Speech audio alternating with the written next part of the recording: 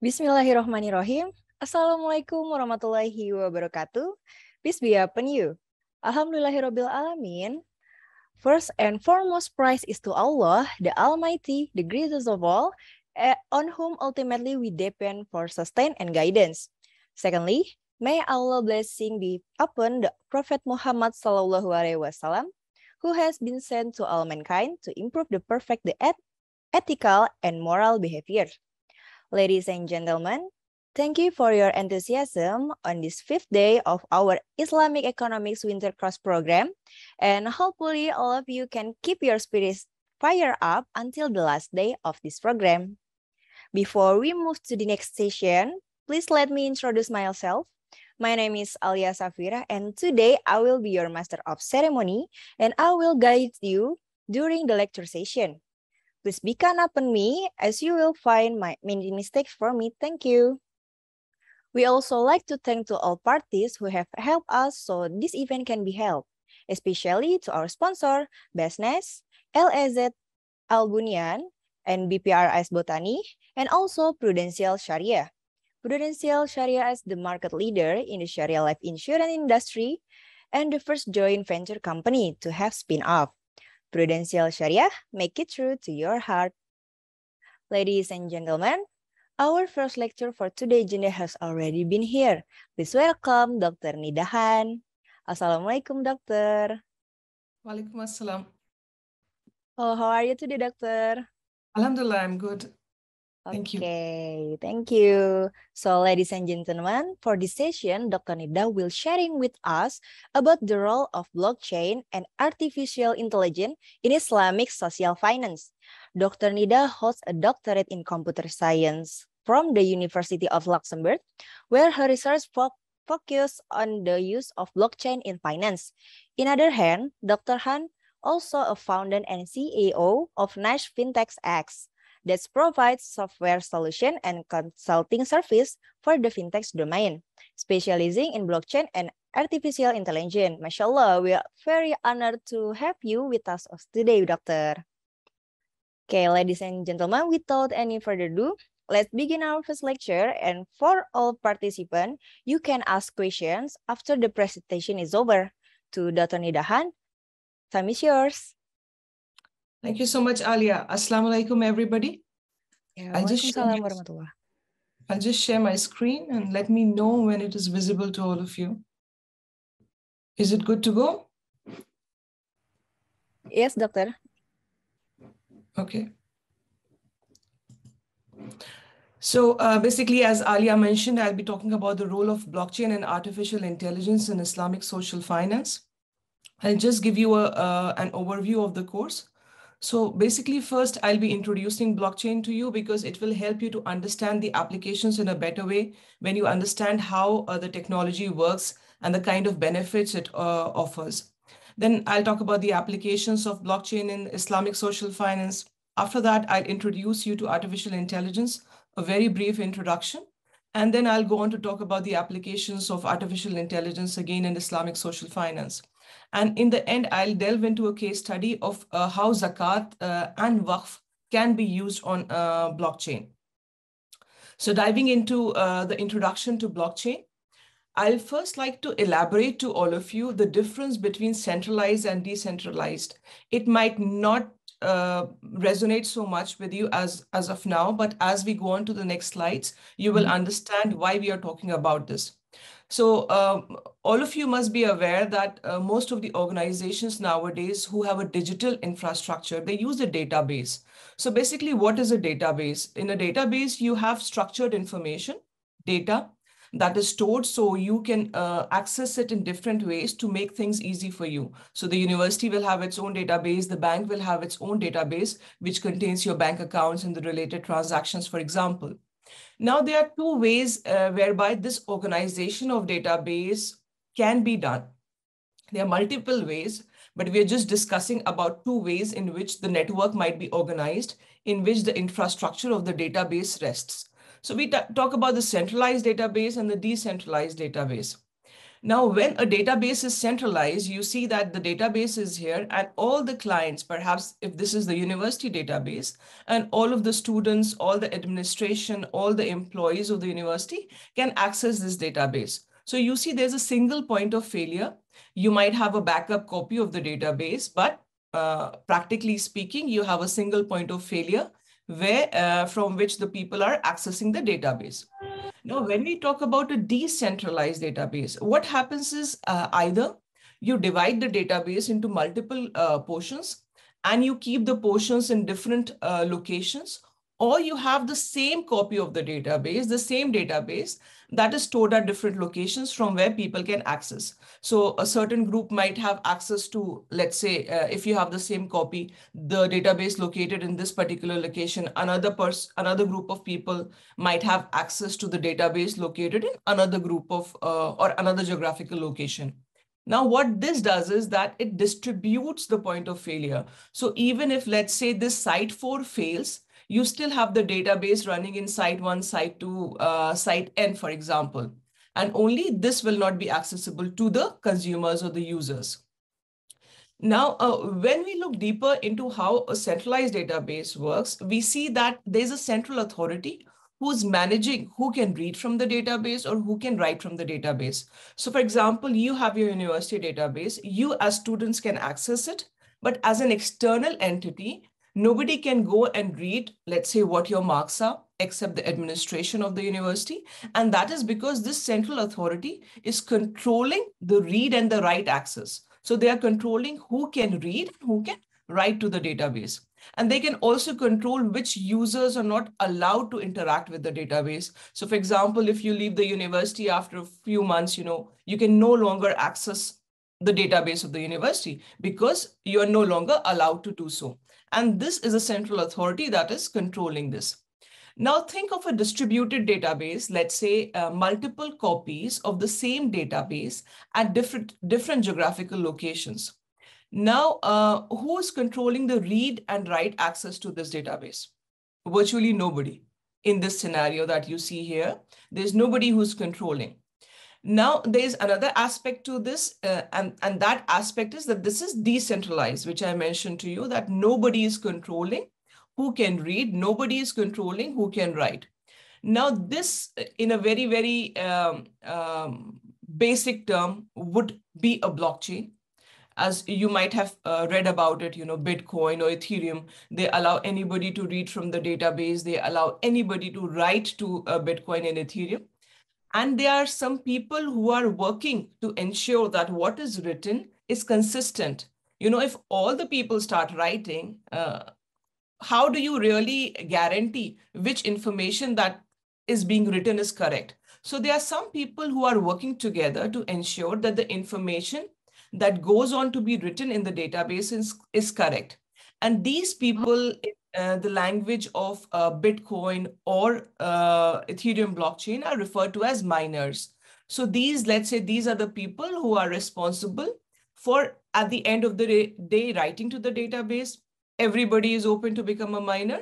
So it's a public open blockchain and everybody can read and write. It's just that you need to have the necessary software to be, let's say, eligible to be a miner and to be able to write to the database. So there are no restrictions on who can read and who can write. Everybody can read. And for writing, you need to be, let's say, a miner to be able to write to the database. Now, I want to explain to you the concept of a peer-to-peer network.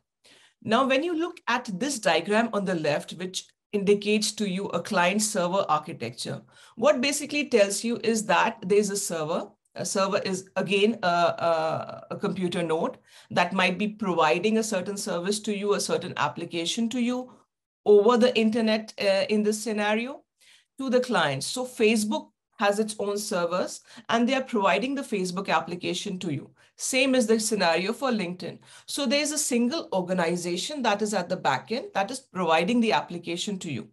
Now, in contrast to this, look at this diagram. This is similar to the diagram I showed to you in the previous slide about the decentralized distributed database. Now here, there is no single server that is providing the application. So everybody is there. They can provide the application to others for use. There is no single organization that is controlling, and it is basically the power of the people together who are providing the application. Let's say in the case of blockchain, the miners who are hosting the entire database, they are the ones who are providing the services to other people. So it's instead of the power being restricted to one single organization, you have the power being distributed to a whole group of people who, let's say, are working as validators or miners in blockchain terminology. Now, this diagram gives you a concrete definition of what a blockchain is. So it comprises of two components. First is the peer-to-peer network that I explained to you, and another is the distributed and decentralized database of transactions.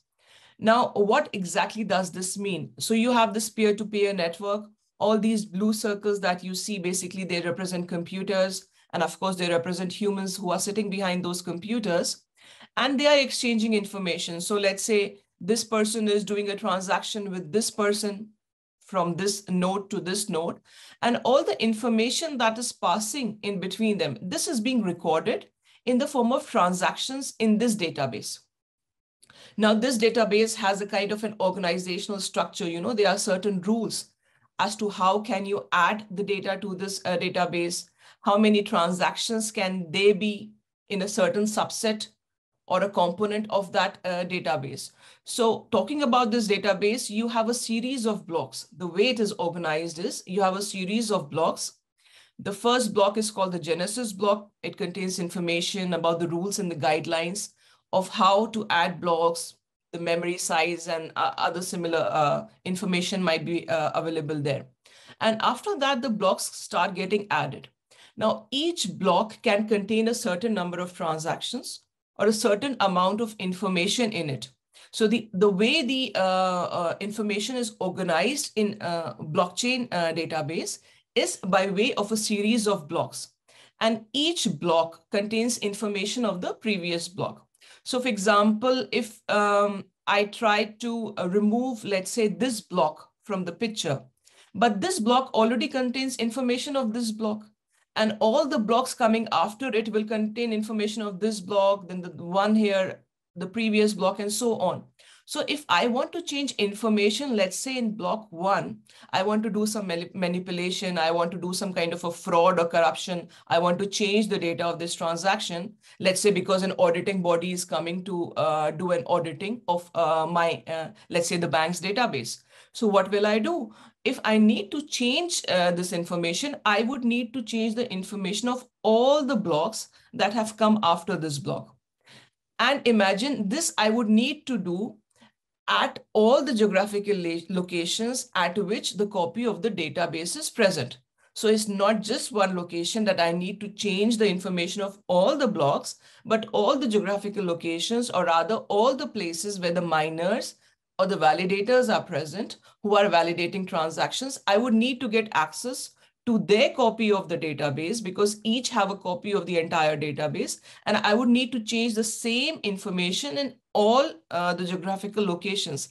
And this is virtually, I won't say it's theoretically, it's not impossible, but the kind of computing power that you would require would defeat the purpose, and the kind of expenditure that you would require to get across to something is so high that you will never be able to attempt and never be able to succeed in this initiative. Now, this is in the case of a public blockchain. If we talk about a private or a permission blockchain platform, then the same permanency of data, the same freedom from corruption will not be there, because you see that the strength of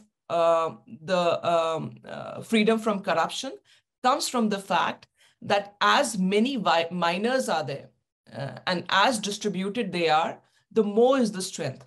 So if you have a private blockchain, a permission blockchain, which is being controlled by, let's say, 2 or 3 organizations, then if all the organizations that are there, they decide that they want to change the data, then they can do so in a private or a permission blockchain very easily.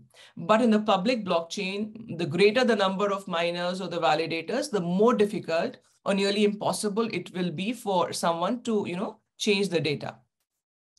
Now, what are the features of the blockchain that make it very appealing? So immutability. Immutability is a technical term for permanency of data. The data that you write to a public blockchain becomes permanent. Transparency, because it's a public blockchain, let's say, so everybody can read what is being written there. Divisibility.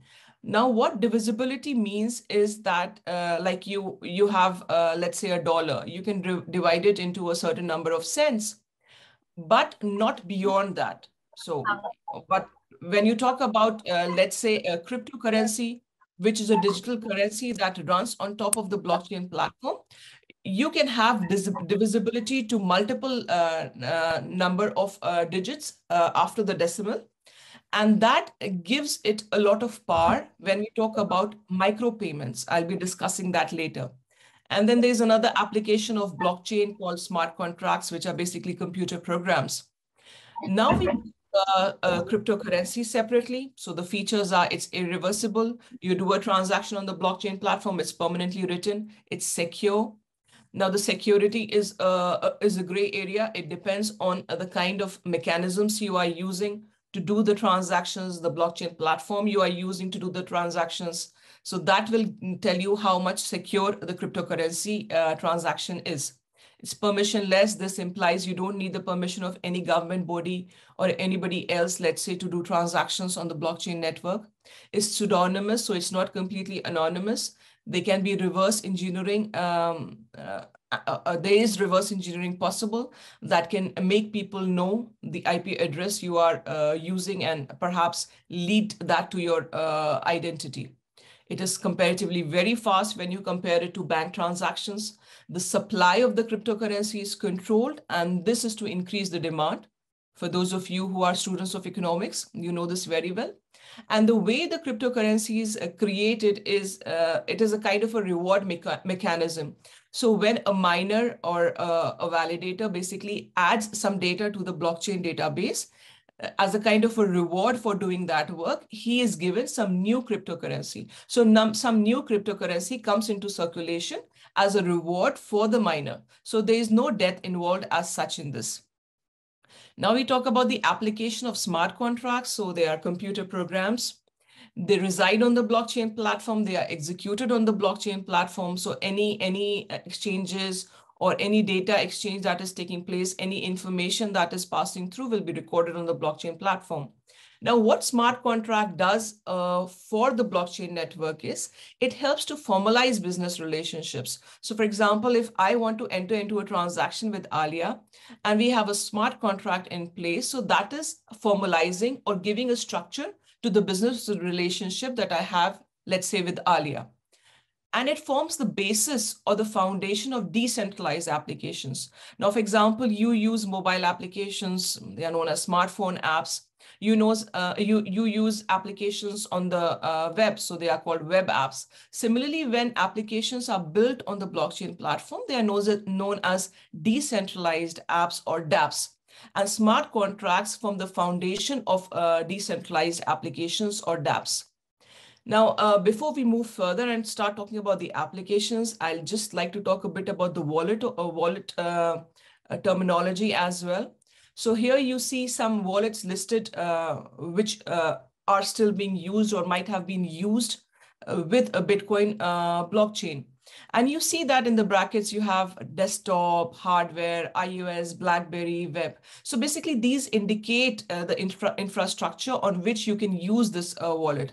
So green address can be used on the desktop, BitGo can be used on the web, and you have Treasure, which can be used, offline. So offline implies that it's a hardware kind of a device, and you don't need connection to the internet.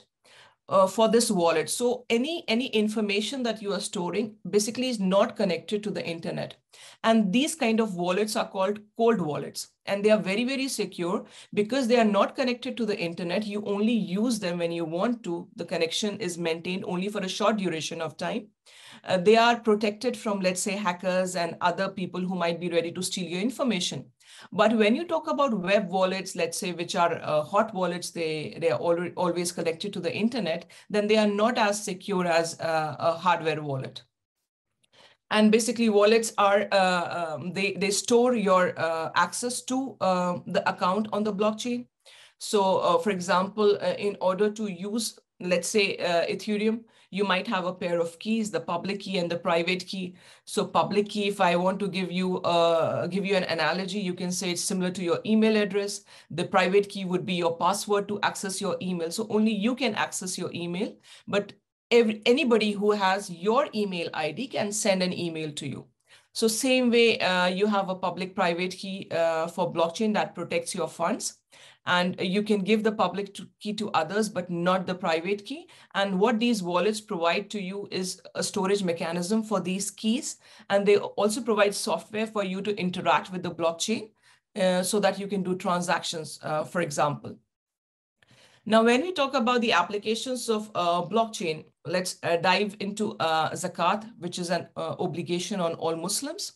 And the best way that I could think of explaining the applications to you is by virtue of discussing the problems. So what are the problems that we face in doing zakat, let's say? We have to rely on third parties. There's not an easy way to give money. Let's say you have to go to a digital platform. It might be under the control of another charity organization. And you don't know how the funds are being distributed. There's no transparency. You don't know whether the goals of the Sharia are being realized or not. You have to trust some other organization to do that for you if you are not giving the donation by hand or in cash to the people directly. And then, of course, this is applicable to Western countries.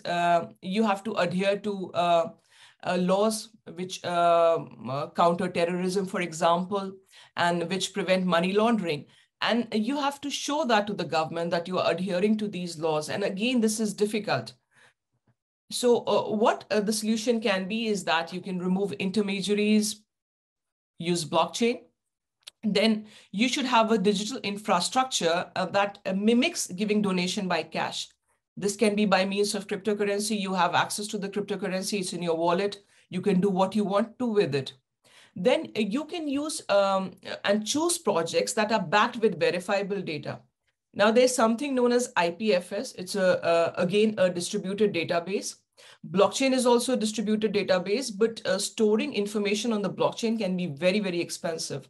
So normally what people do is that they store all the information. Let's say you have project details, you are building a school, so all the documents associated with it, you store on IPFS and just store a kind of a digital, let's say, unchangeable fingerprint of that document on the blockchain platform, which technically we might say, it's a hash.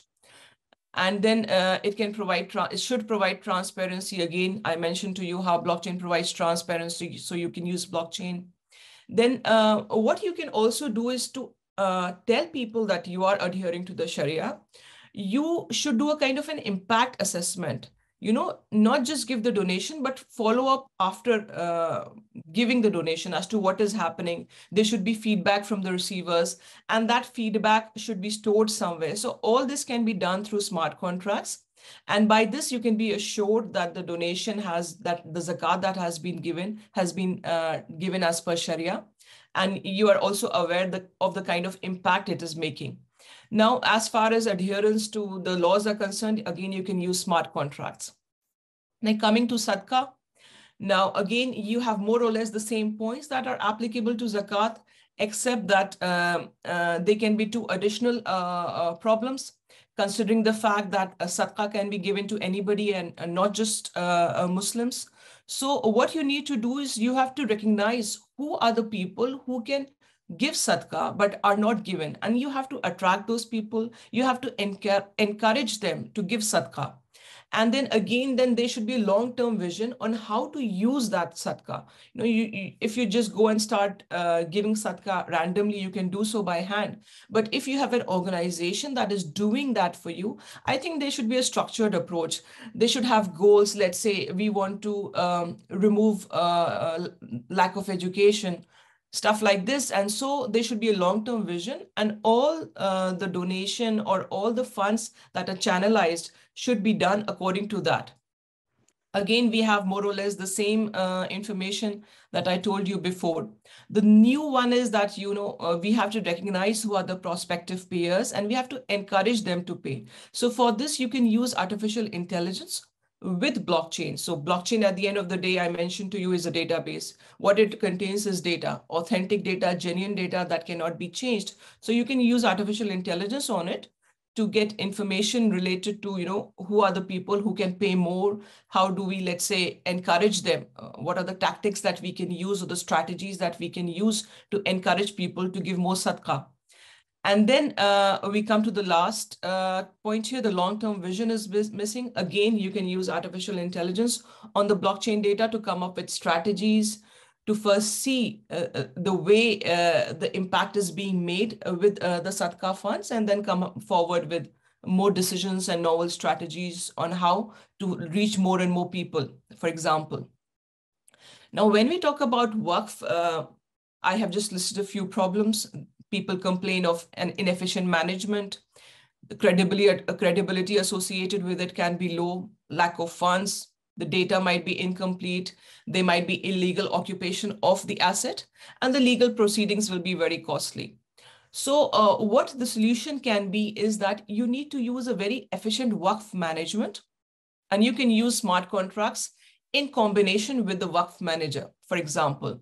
So whatever he is doing is being recorded on the blockchain platform. And with this, more transparency will come. You will be able to keep a check on the Waqf manager also. Now, adequate awareness campaigns is something which is outside the scope of the technology, is something which the organization or the people behind would have to handle themselves. And then when we talk about incomplete data, it's not just incomplete data. The data might be corrupted. It might be fraudulent. So what we should do right from the beginning or from the point that we start is to store the data on the blockchain platform so that it is permanent. There can be no chances of someone tampering with the data, and you have an authentic record of information related to a Waqf asset, for example. Now, when we talk about illegal occupation, now people might not want to go for very costly legal proceedings. So what you can do is to use smart contracts, just write down the guidelines through a programmer on who can access the Waqf asset, for example, or about the inheritance issues, about the dispersal of the funds.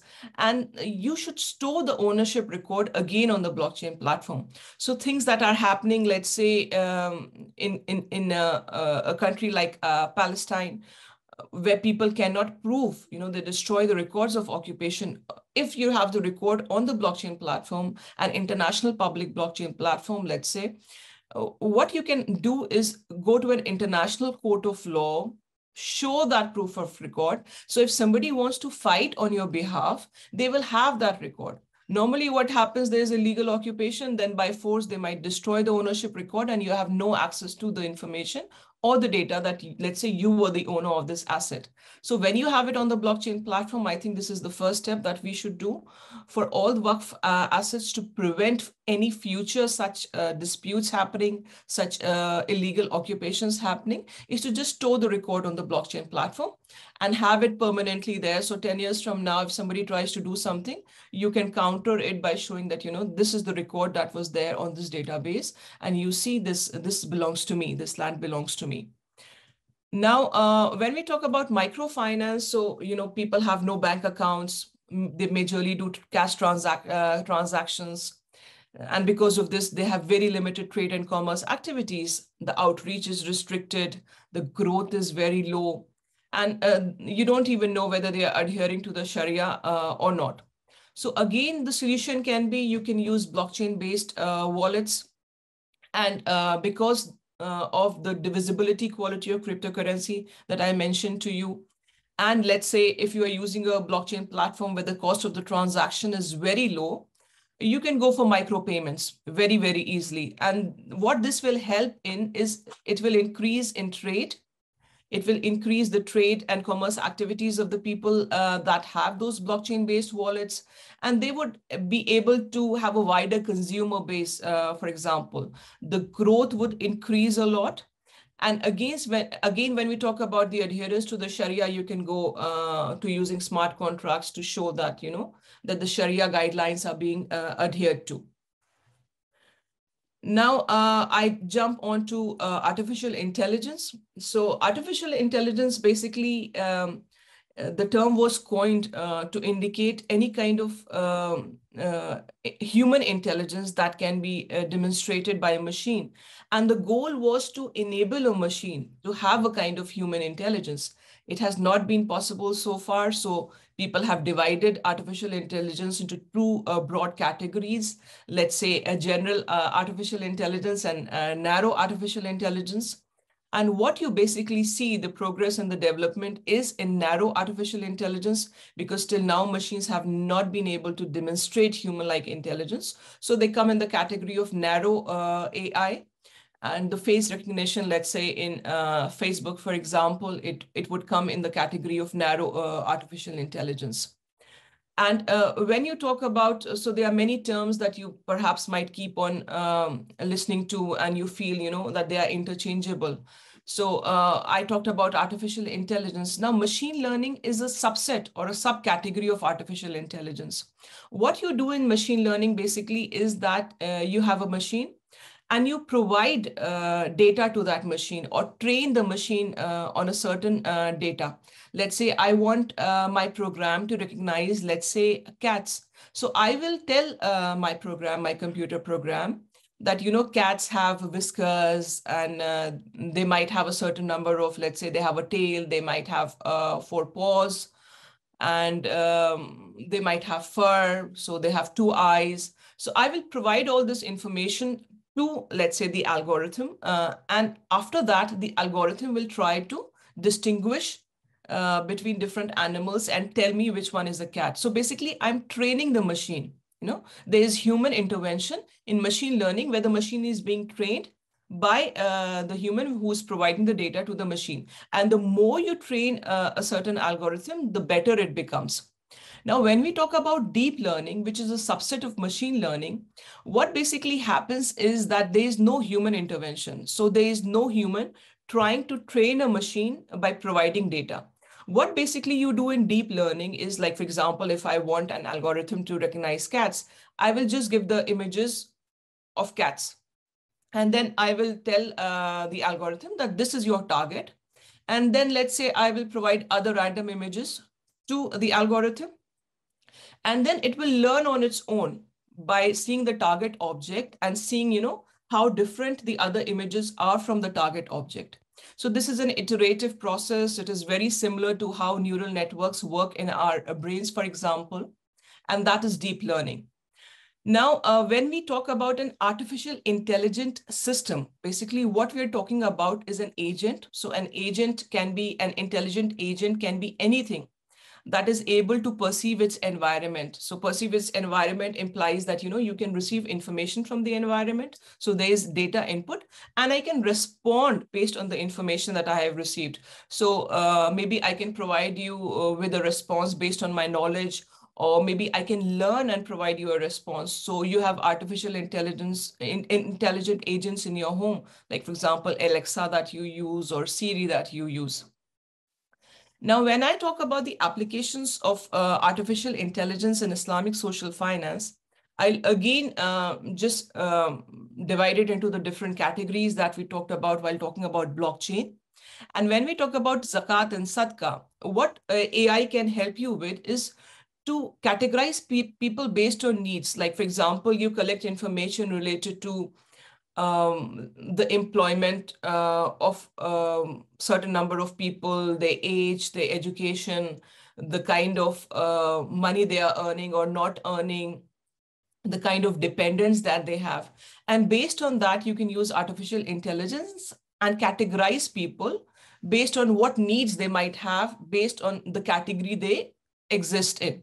So again, you can have projects being categorized according to the Sharia or according to your own priorities. When you talk about sadaqah, you can use artificial intelligence for that. You can use, again, AI for assigning funds. So you can use artificial intelligence for categorizing the projects.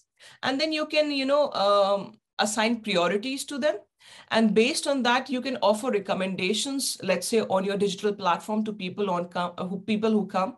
Like, for example, you go to Amazon and you buy things and you have those recommendations coming up, or you go to Netflix and you have those recommendations coming up for movies that might suit your profile based on your past viewing history. So similarly, you can use AI to offer you recommendations based on a certain Sharia goal. Let's say that is of the highest priority that you want to be attained. Then again, based on all the data that will be collected, you can do predictions. You can predict, that in this geographical region, there will be more vulnerable groups in the future. This is something which needs more allocation of funds as compared to that region. So AI can be very useful in that.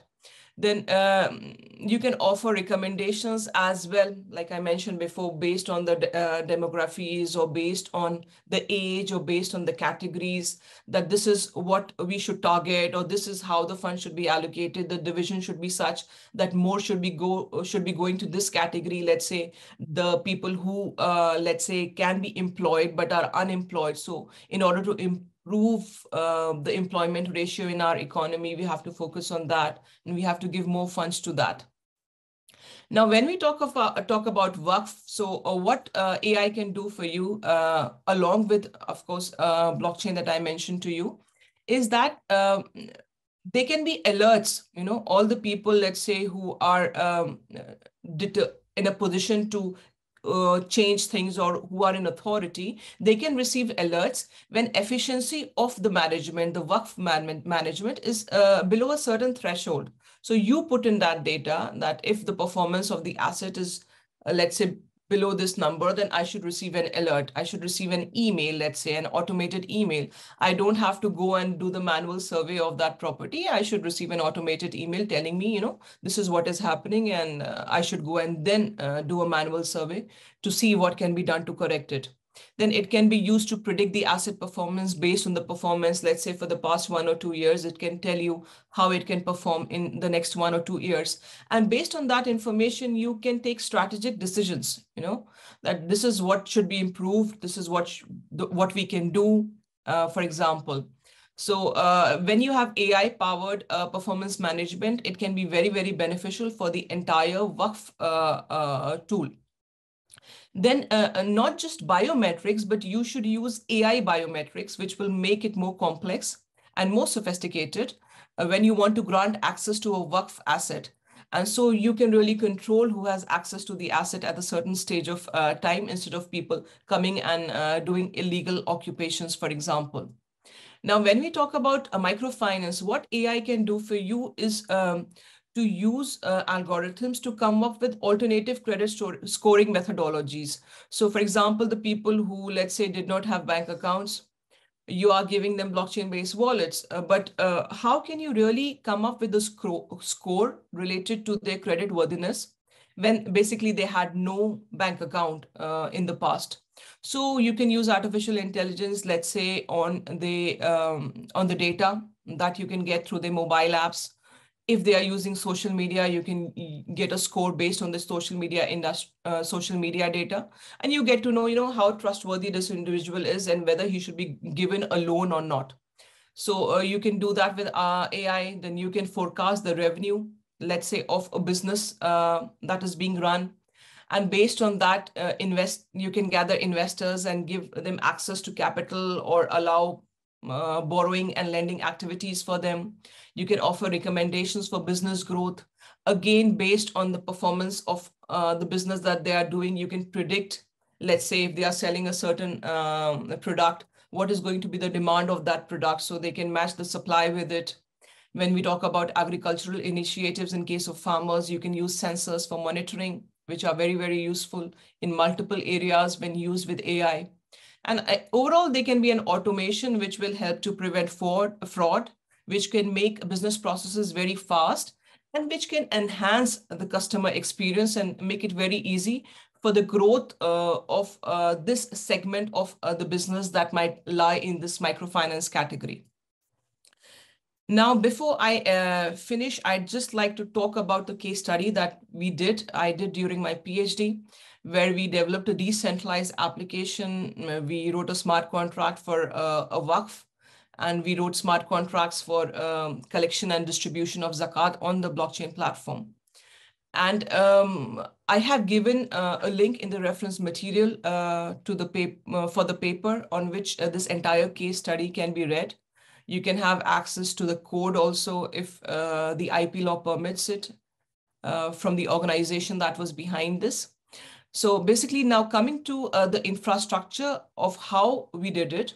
So we had this Waqf body that was basically managing the entire zakat and the sadaqah platform.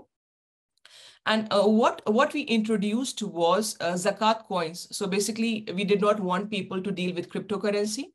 So the Waqf was responsible for payment of the transactions on the public blockchain platform by way of cryptocurrency.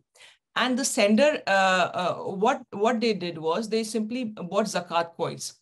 And they bought zakat coins through the Waqf. So they had to go to the Waqf, give them the fiat currency, get zakat coins in return. And once they had those zakat coins, we had multiple projects listed on the platform, and they can choose the project based on the Sharia category they wanted to donate to. And once they give the requisite amount of money to the project, and each project had a funding goal, kind of a funding goal. So when the funding goal of the project would reach, then it would request the charity under which the project was allotted to give them the fiat currency in return for the zakat coins. Now, what the charity did only was to evaluate the project again. The first time it did an evaluation of the project was when the project came to register on the blockchain platform. At that time, a charity was designated to do the evaluation. Let's say if they were building a school, the charity was responsible to see the papers, whether they are really going to do or not. And once it approved, the project got registered. Once it got registered, the donors could give zakat coins to it. Let's say it got the requisite number of zakat coins, which it wanted. And once it got that, it went again to the charity to tell, now give me the money because I have reached my funding goal. Now, what the charity did at this time was again reevaluate the project, and after it was convinced that all is good to go for the second time as well, it went to the Waqf and told that this project has reached its funding goal, and now the zakat coins should be changed into fiat currency. And so the exchange of zakat coins into fiat currency is only between Waqf and the project. So this removed charity from the picture where people put the charities in a very suspicious light, and they say they might be committing fraud or similar stuff. So the charity was only a regulatory body responsible for approval of the project and then exchange permission for the zakat coins into fiat currency. And after that, we had hopes of extending this platform as well to do about impact assessment. But we did till this, and we ended the project or the case study on this. So I'm open to questions now. Any questions you all might have on anything, please don't hesitate to ask. And thanks a lot for your patience.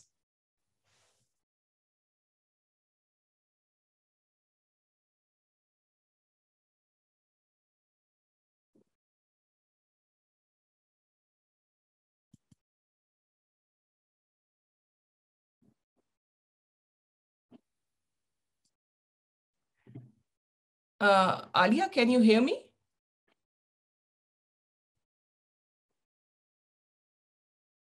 You are on mute, Alia. I don't hear you at all.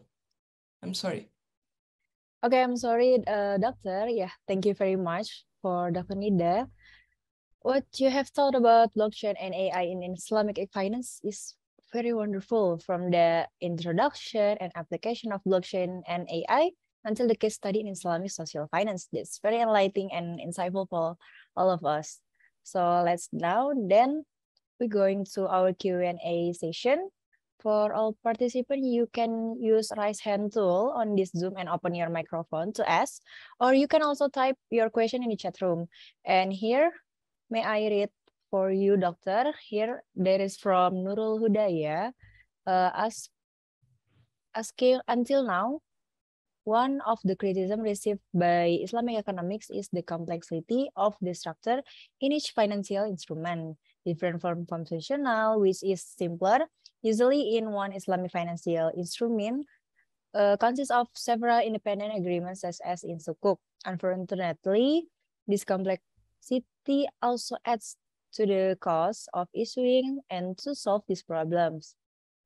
Indonesia use smart sukuk based on blockchain, but until now, there is no regulation that can support smart sukuk in Indonesia. And I want to know that, what do you think about this? And how can blockchain develop in Islamic finance if regulation doesn't exist yet? And what caused the government to still hesitate to go deeper on the regulation of this innovation? Please, Dr. Nida, you can answer this. Thank you so much, Nurul. It's a very, very good question. When you talk about the complexity adding to the cost of issuing, I would differ a little because I did tokenization of Sukuk myself. I wrote a smart contract.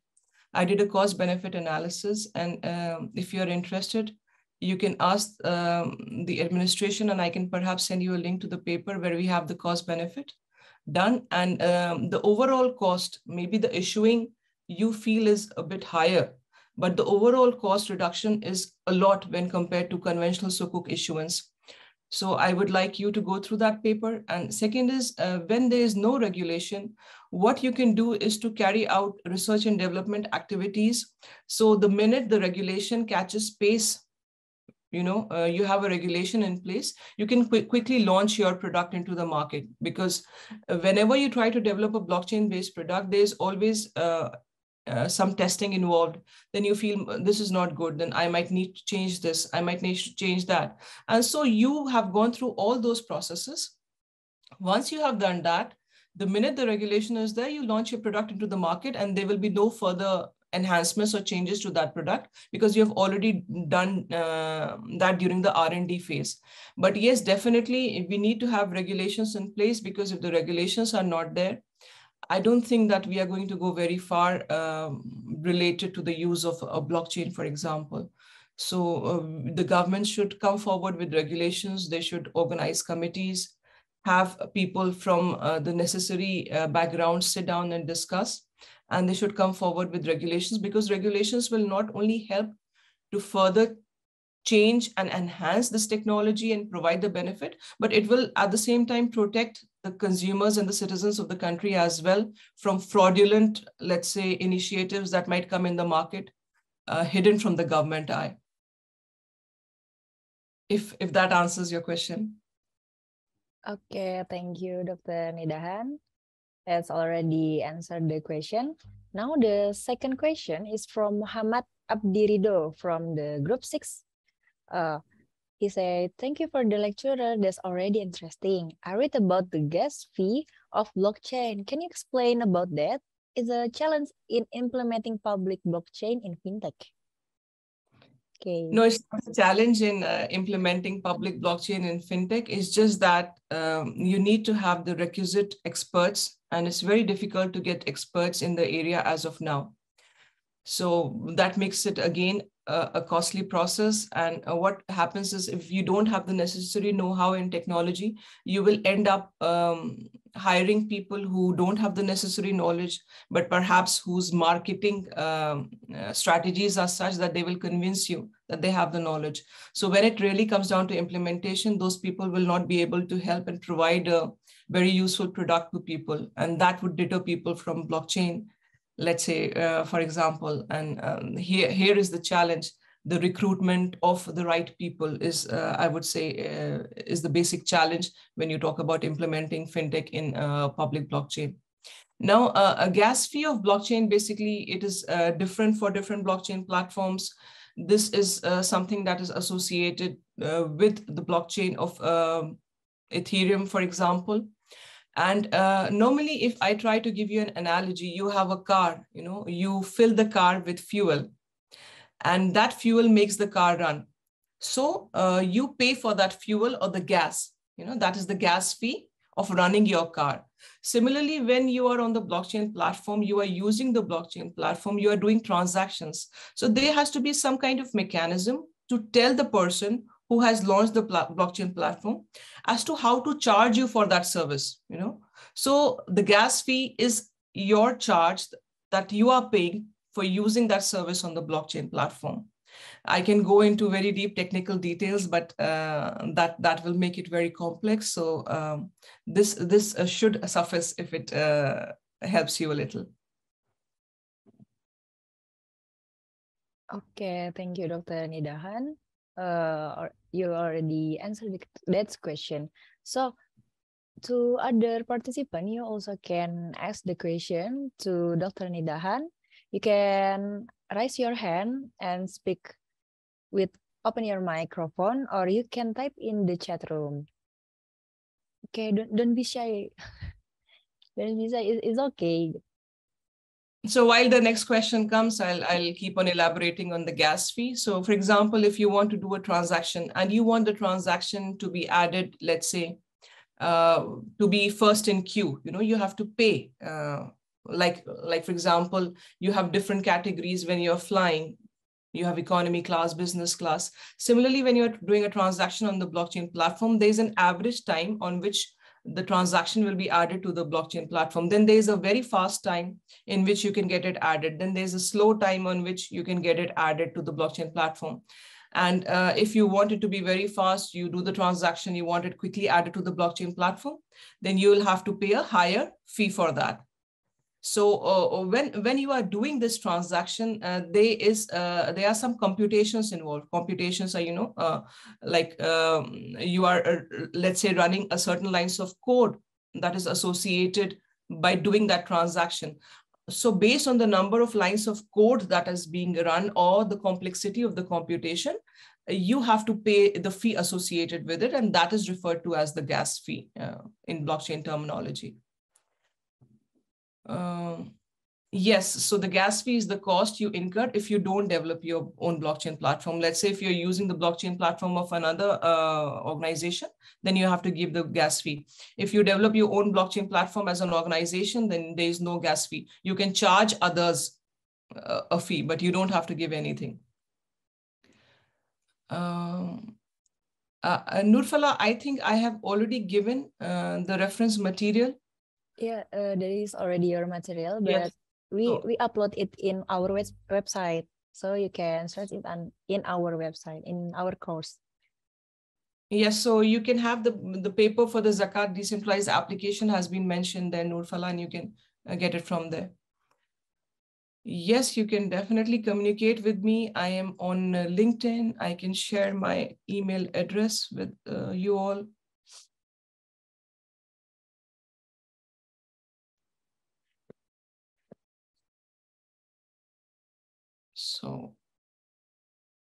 So I'm also on LinkedIn. Otherwise, you can write to me on this email address.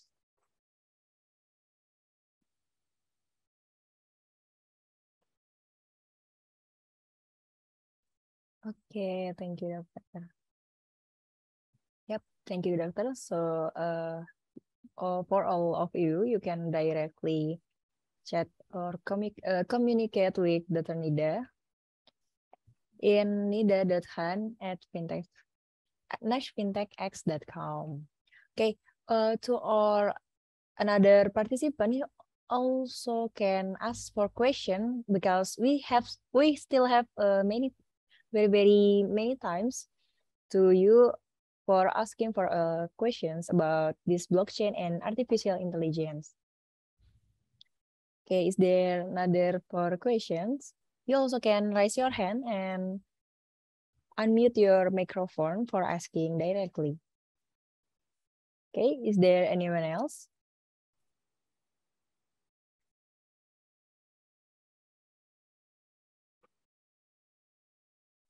Okay, maybe there is no questions more. So if you, okay, because Dr. Nida has sent your email and she has LinkedIn, you also can communicate with her indirectly. Then thank you for the all answer, Doctor. I think it's all of the Q&A session for our first lecture. Oh, okay, there is still questions. Yeah, from Irena Pramono. Okay, dear Dr. Nida, thank you for such a great insight. My uni has built a cooperation with Islamic cooperative. We plan to build consortium blockchain for this community, but it is expensive. Is there any alternative to build more cheap system? Okay, may answer the question, Doctor. Irina, this is very subjective because I don't have the numbers in front of me, so I can't tell you whether the amount of expense that has come in front of you is justified or not. Perhaps you can give me the numbers and I can be, more useful and I can be able to shed more light. And also depends on the blockchain platform you are trying to build, which basically are you using the source code of another blockchain platform to build a consortium, because all these public blockchain platforms have provided their code. So for sure, the initial infrastructure would be expensive, but depends on how expensive it is. So I would need to have the numbers in front of me. And if you can write an email to me, maybe I can help you more with the details. The challenges related to artificial intelligence may be faced by a country like Bangladesh. So basically, artificial intelligence is the domain of my colleague. I'm majorly from blockchain. But when you talk about AI being implemented in a country like Bangladesh, the population is huge, and you need to be backed by government laws to do profiling of people, because you're going to collect data related to people. If there are no privacy laws hindering you from collecting data on people, then there's nothing stopping you. You can go ahead and, do what you want to. But like in where I am based in Europe, they have GDPR. So we have to respect the data of other people. We have to protect the data of the people. So we need to have their permission. And so implementing AI here is comparatively more difficult, I would say, as compared to Bangladesh. As far as data scientists are concerned, if there are skilled data scientists lacking in the country, then definitely that would be a challenge, because you would have to recruit people from other countries and that can be more expensive.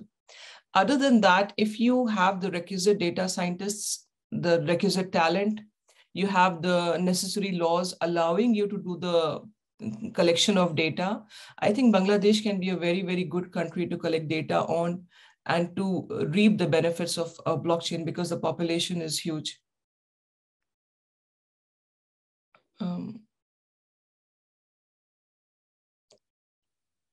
So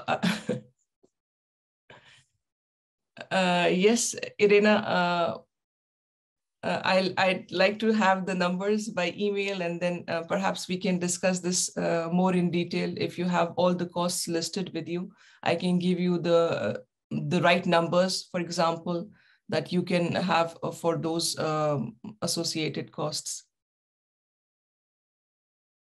And thank you so much, Abdul Rauf.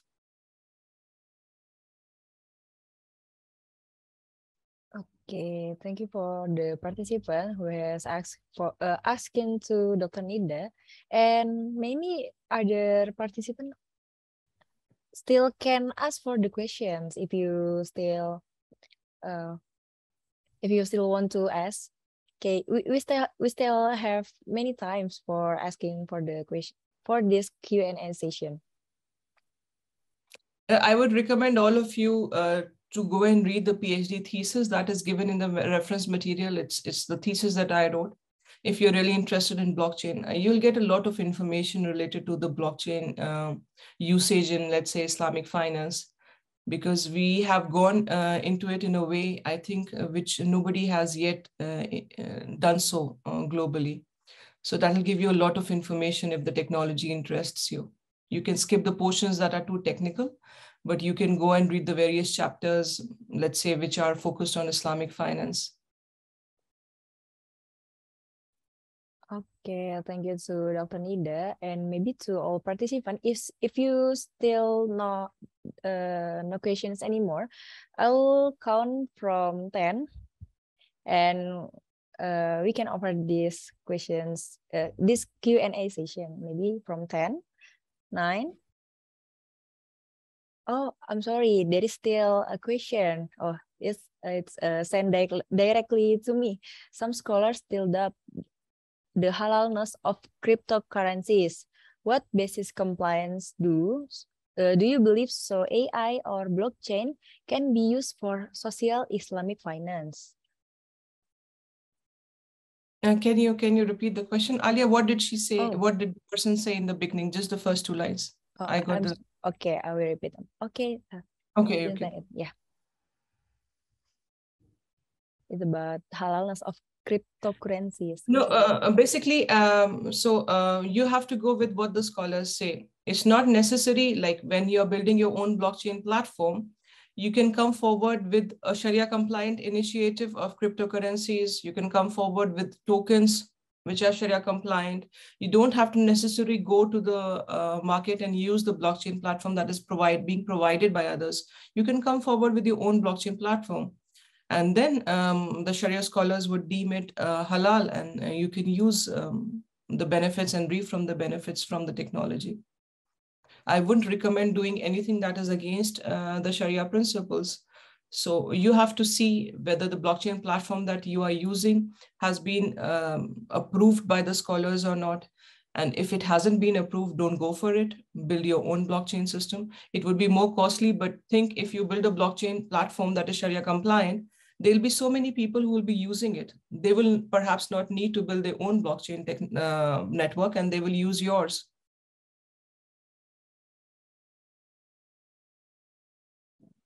Okay, thank you for your answer, Dr. Nida Han. Okay, is there anyone still want to ask for the questions? Please, you may chat on the chat room, or you can also raise your hand and go for open your mic. Okay, here from Rida Rosida. No technology, Rida. So no technology is safe and secure enough from hackers. The more sophisticated technology you come forward with, the more sophisticated hackers would become. It's the same for our physical places as well. You know, you always have to have the necessary safeguards in place depending on the kind of assets you want to protect. So the bank will have its own security system. Your house will have its own security system depending upon the locality, depending upon the kind of attacks you have. Similarly, when you are using any blockchain platform, you would need to have safeguards in place. And even if you have all the safeguards in place, when you're talking about, let's say, a physical location, despite that, sometimes it happens that there are thefts happening despite, you know, all the security personnel being present. So I can't say that it will be 100% secure. Nobody can say that. But you can make it so secure that it is by and large protected and secure from majority of the hackers in the network. Okay, thank you for the answer, Dr. Nida. So, is there anyone still? Okay, there is from Abdurrahim. Oh. I don't think I have the video lectures where I discuss. I have some videos on my YouTube channel. I can send the link to the administration after this session is over, and maybe you can go through it, or maybe you can go through the website of Nash FinTech X, and you can get the YouTube channel from that place as well. So if you're able to find something there, I hope it helps you.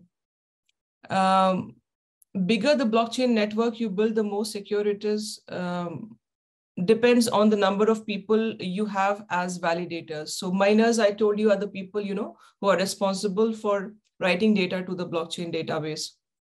So the more the number of miners you have, the more permanent and the more secure your data is. For example, now there are different kinds of security. This is the security of the data. So the bigger the blockchain network by way of the number of validators is, the more secure and more permanent your data is. Now there can be other kinds of security where people can come in and, you know, do kinds of attacks whereby they gain access to your wallet and drain the funds away. That kind of security comes from having security personals or security experts from computer science who will audit the code, who will evaluate the code, that there are no loopholes. Because the network is so big, they has to be, there will be multiple facets of security that will be involved, and depends on the kind of security that you want to focus on. You will have to adopt the right approach for it. So whether it's computer scientists with expertise in security, whether it is more the greater number of validators for security of data, similarly. So it's not one aspect that we have to look at here. It's multiple aspects would be involved in securing the blockchain network.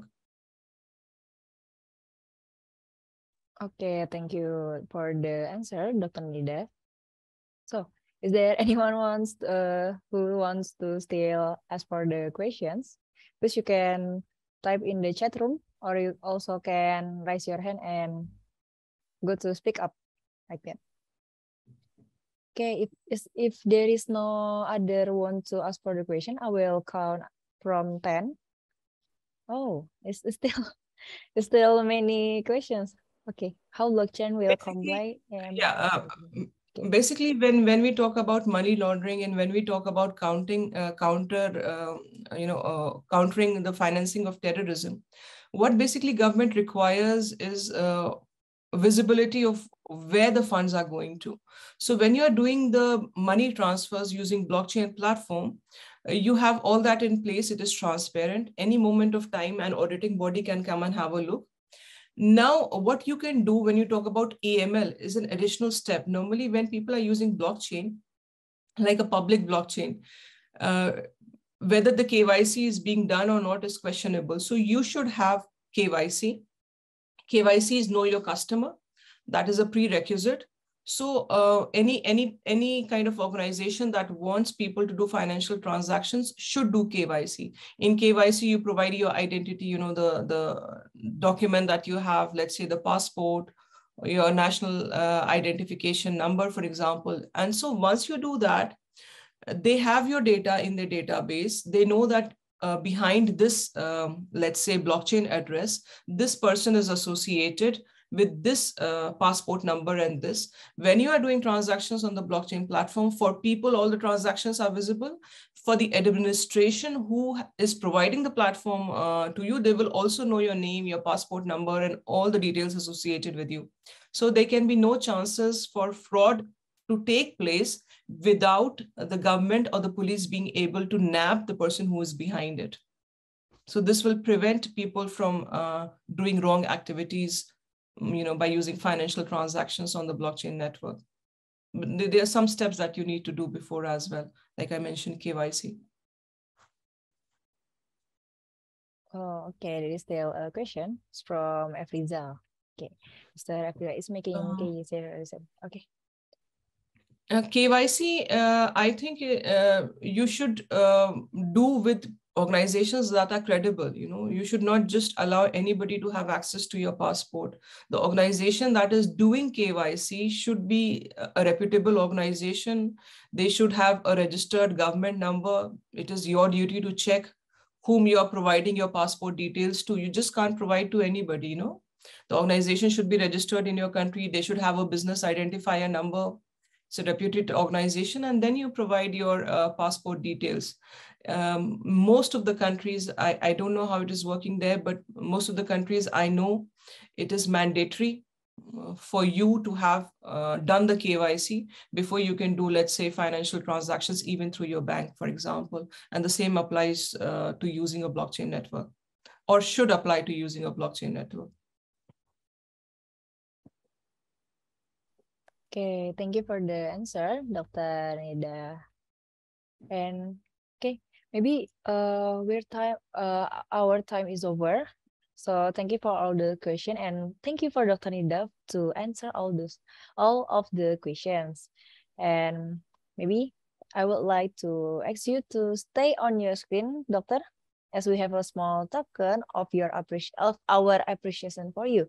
Please accept it with our sincere thanks. To the operator, please show us the certificate. Okay, maybe. Thank you so much. Thank you so much. Okay, here. Now this is the certificate to you, Doctor, for the great lecture you have taught to us. Please accept it as our gratitude. Okay, thank you. Thanks a lot. Thanks a lot, Yeah. Alia. It's an honor to be here. Thank you, everybody.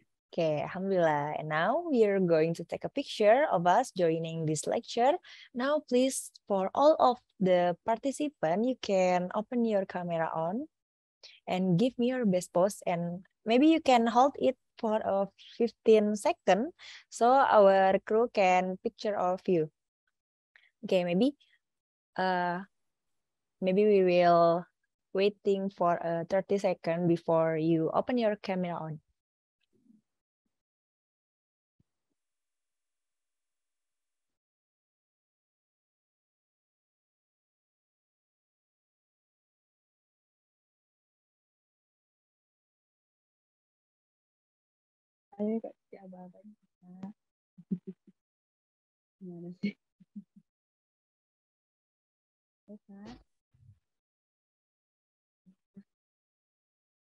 Okay, thank you for all the participants.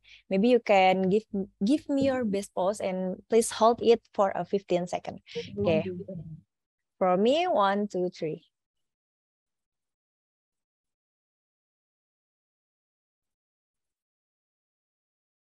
Okay, you can hold it for a second.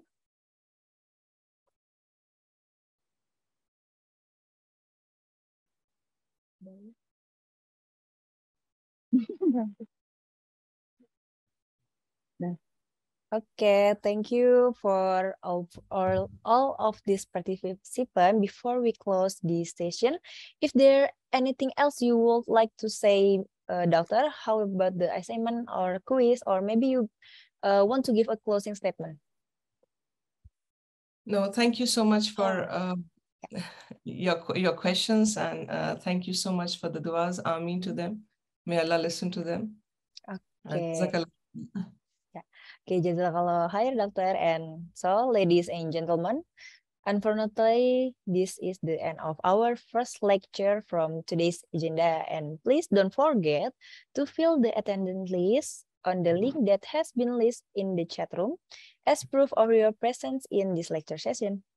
So once again, we would like to express our gratitude to Dr. Nida Khan for so generously sharing your valuable time, knowledge, and wisdom for us. We are very fortunate to have listened to what you have explained about your presentation today, and may Allah bless you. Amin.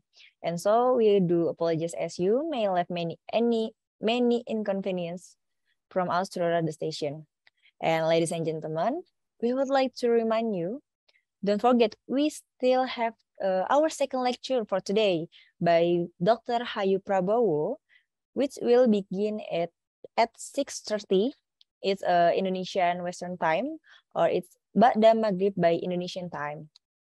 So hopefully all of participants can enter to this virtual room in 5 minutes before the start of the second lecture session. And wallahu alam, let's close this session by saying alhamdulillahirabbil alamin, and kafaratul majelis. Subhanakallahumma wa bihamdika asyhadu alla ilaha illa anta astaghfiruka wa atubu ilaik. Wassalamualaikum warahmatullahi wabarakatuh. Thank you. Assalamualaikum warahmatullahi wabarakatuh. Peace be upon you.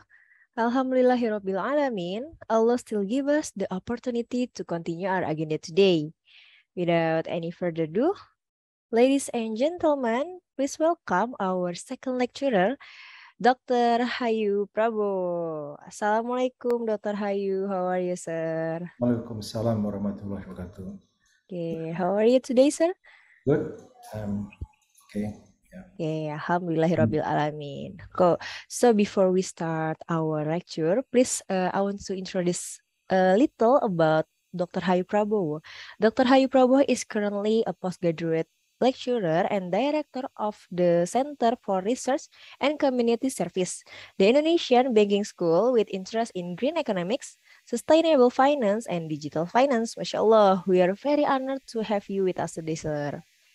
And for this session, Dr. Hayu Prabowo will share with us about the concept of wakaf, Islamic environment ethics, for Islamic finance. So, ladies and gentlemen, without any further ado, let's immediately listen to a presentation from our lecturer. And for all participants, you can ask question after the presentation is over. To Dr. Hayu Prabowo, time is yours.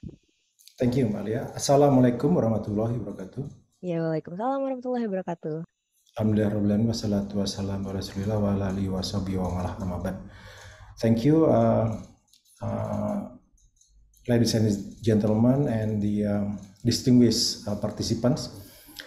So, thank you very much. It is very honor for me to be able to talk in this prestigious discussion.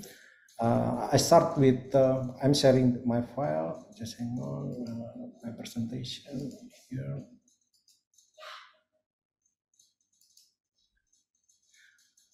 Okay. Can you see my presentation here, Nalia? Yes, Doctor. Okay, good. Okay. Thank you. Yeah, so I'm from Indonesian Banking School, but also I'm the chairman of the Institution of Environment and Natural Resources of Ulama Council of Indonesia, and also I'm the member of the Faith Invest based in London. So I try to, so this organization is involved, kind of, have a contribution in this discussion here. So the COVID pandemic has dealt with heavy blow to our societies and our economies. So it is very clear that we need a big fresh start. We cannot do business as we used to. So we cannot also manage our wakaf as we used to. And we need new economic models, rethink our relationship with nature, and this fresh start can have many scales, but we really need to focus on how we can start to value nature and natural capital and the way we think about the economy in our societies. These complex issues, I will show several videos and discussion later on.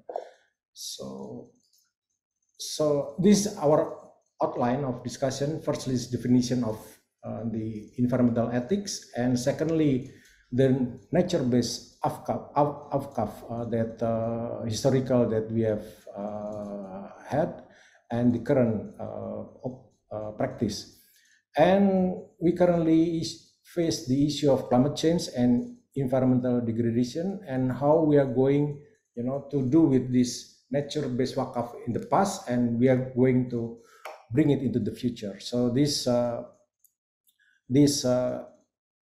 changes we need to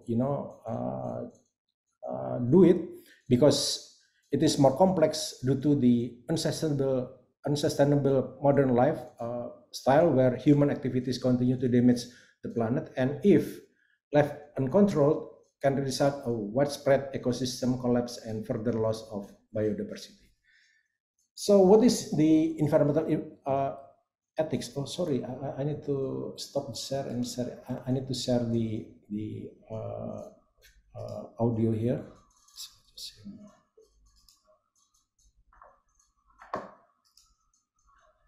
Okay, so I will start to share this video. Environmental ethics are sets of norms describing how humans should behave towards nature and its resources.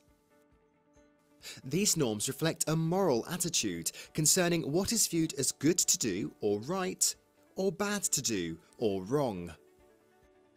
The religions of the world transmit ecological, ethical, and justice perspectives in their scriptures, rituals, and contemplative practices. These perspectives now must be brought to the forefront, given that for many spiritual beliefs are intertwined with cultural values, social inclusion, political engagement, economic prosperity, and daily activity. Making global human activity more sustainable requires an examination of the values, beliefs, ethics, and social attitudes that drive human beings and their relationship with the natural environment. For many, these will be inspired from their particular faith. Most religions arose at a time when people were much more intimately connected to the natural world, gaining their livelihoods directly from it. With technological progress, the impacts of globalization, ever-growing urbanization, and increasing mechanization of agriculture and food production, people today, particularly in mega and big cities, are more detached from nature than ever before. Therefore, there often exists a disconnect between what is contained within religious texts and teachings and the current practices of adherents of those religions. Okay, so that's Environmental ethics are sets of norms describing how humans should behave towards nature and its resources. These norms reflect a moral attitude concerning what is viewed as good to do or right, or bad to do or wrong. The religions of the world transmit ecological, ethical, and justice perspectives in their... Sorry, so, okay. Okay, so we just understand that the explanation of environmental ethics. So essentially that the wakaf is actually formed or done during the environment. We are still close to the environment. So the first wakaf here is from Umar bin Khattab radhiyallahu anhu, that he asked the Prophet whether how to, because he got this big chunk of dates, and he asked the Rasulullah, how are we going to wakaf this one? So what is suggested that Rasulullah suggested that he should take care of the tree and give the result. So actually, then Umar offered that the tree was not sold and the result were not was inherited or not granted. So Umar offered the result to the needy people, close friends, liberation of slaves, funds for struggle in the way of Allah, and for warriors and for entertaining guests. And he also allows other cultivate the garden and eat from their crops properly, or feed their friends by not storing them. So essentially that this is the first wakaf, and this the basis how current wakaf is done. And the second one is the water well wakaf from Uthman bin Affan. So at that time, Muslim was struggling in obtaining the water, but the well is owned by Muslim, and this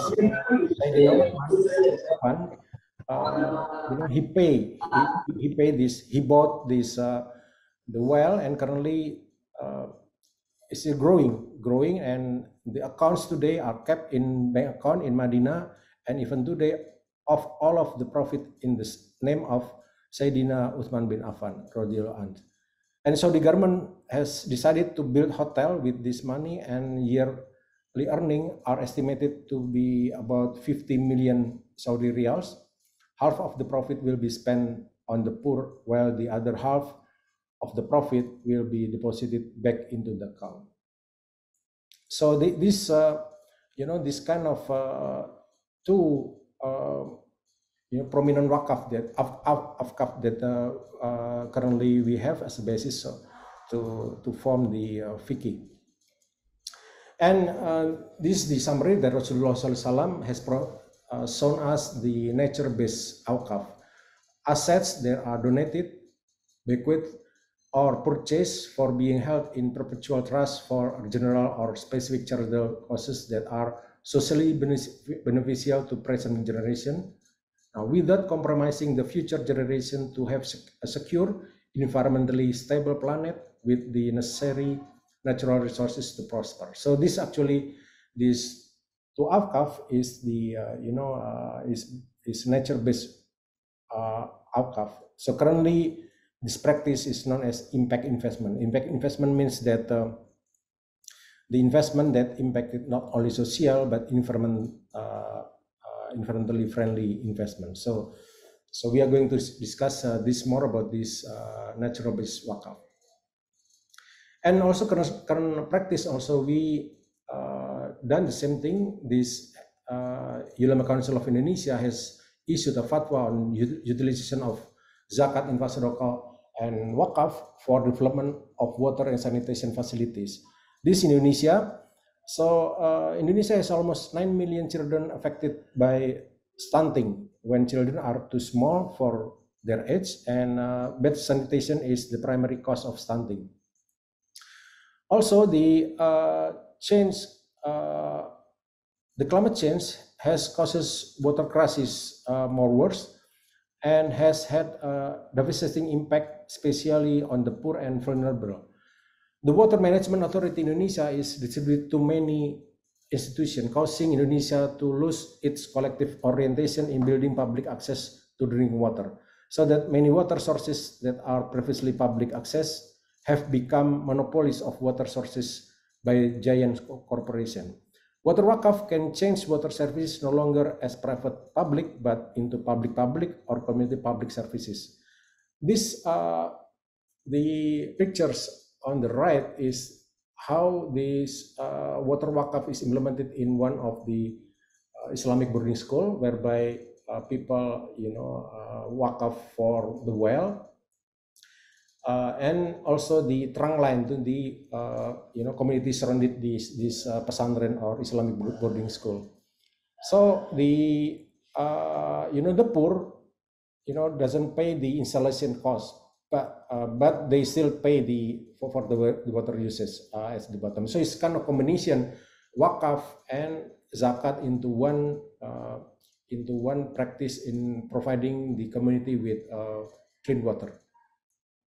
And second example that we have is the wakaf forest. So we have Indonesia is known to wakaf forest, which is the Hutan Wakaf Bogor. It is initiated by Dr. Khalifah, one of the speakers as well in this winter course, and then also Hutan Wakaf in Aceh. So the wakaf forest has several functions, not only for the providing the good ecosystem and climate change protection, but also for economic activity of the people, for the ecology, for the humanity, and for da'wah, and also for research and education. So this wakaf forest in the vicinity of the town has provided many advantages to the people, especially young people, to more attached to the environment. And the third is current wakaf is the green wakaf. So it's planting the tree. So people provided money to plant the trees actually. So this green wakaf here in Indonesia.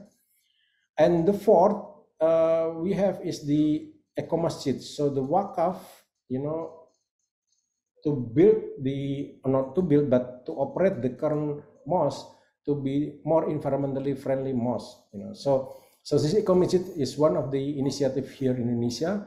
It's have many activities, and we just launch what we call the Gerakan Sedekah Sampah, is the sedekah for the trash, the trash that has still economic value to be used or donated to the mosque. So I will show you how this eco masjid or the wakaf to masjid has a different purpose, not only to build but to change the masjid into more green. I will show this the video.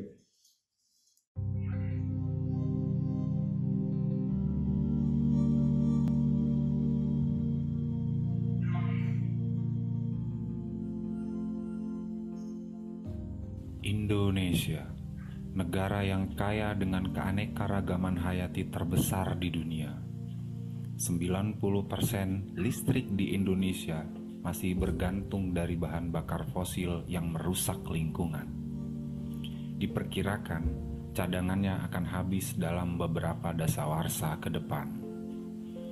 Begitu juga dengan air, di mana sumber-sumber air mulai mengering karena daya serap tanah yang semakin rendah, berkurangnya ruang hijau, serta pemanasan global yang membuat air lebih banyak menguap ke langit.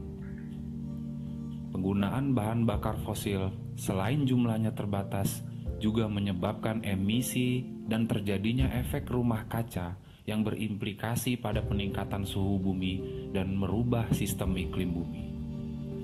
Jika hal ini terus berlanjut tanpa ada terobosan dalam memanfaatkan energi terbarukan, maka ancaman terhadap krisis air dan energi akan semakin nyata. Sebuah survei internasional oleh Pew Research Center menyimpulkan bahwa ekstremisme dan perubahan iklim merupakan dua ancaman terbesar terhadap keamanan global. Survei tersebut diperkuat oleh kantor luar negeri Jerman bahwa perubahan iklim telah memicu peningkatan terorisme ataupun kerusuhan sosial karena kerentanan pangan pada sekelompok masyarakat karena berkurangnya ketersediaan air dan lahan subur untuk pertanian.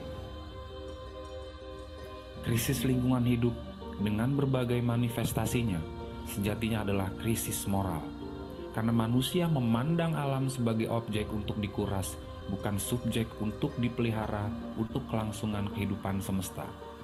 Maka penanggulangan terhadap masalah yang ada haruslah dengan pendekatan moral. Pada titik inilah agama harus tampil berperan melalui bentuk tuntunan keagamaan serta direalisasikan dalam bentuk nyata dalam kehidupan sehari-hari umat manusia.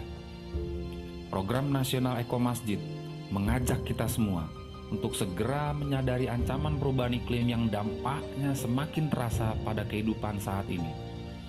Dengan jumlah penduduk dan potensi sekitar 800.000 masjid di Indonesia serta hutan tropis yang luas, maka tentunya umat muslim Indonesia dapat memberikan kontribusi yang signifikan untuk mengurangi dampak perubahan iklim melalui perubahan perilaku ramah lingkungan sebagai salah satu bentuk ibadah. Sudah saatnya kita berkontribusi dengan aksi nyata yang berdampak langsung dalam kehidupan sehari-hari seperti penggunaan listrik tenaga surya, panen air hujan, keran hemat air wudhu, sumur resapan, dan lainnya. Kita sebagai Khalifatullah fil Ard mempunyai tanggung jawab dan amanah untuk menjaga dan memakmurkan bumi. Semua itu akan dipertanggungjawabkan di akhirat nanti. Melalui peningkatan kesadaran ini, insya Allah negara ini menjadi baldatun thayyibatun wa rabbun ghafur.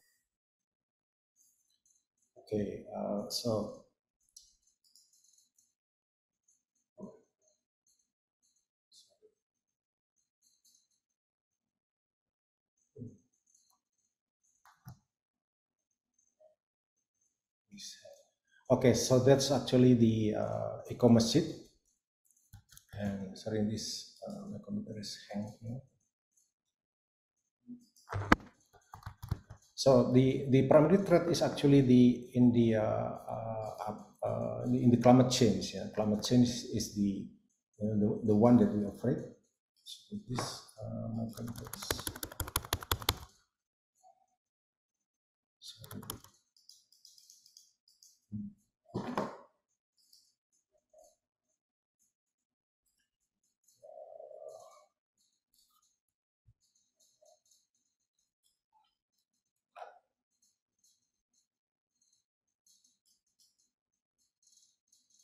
So this my computer. Okay, so okay.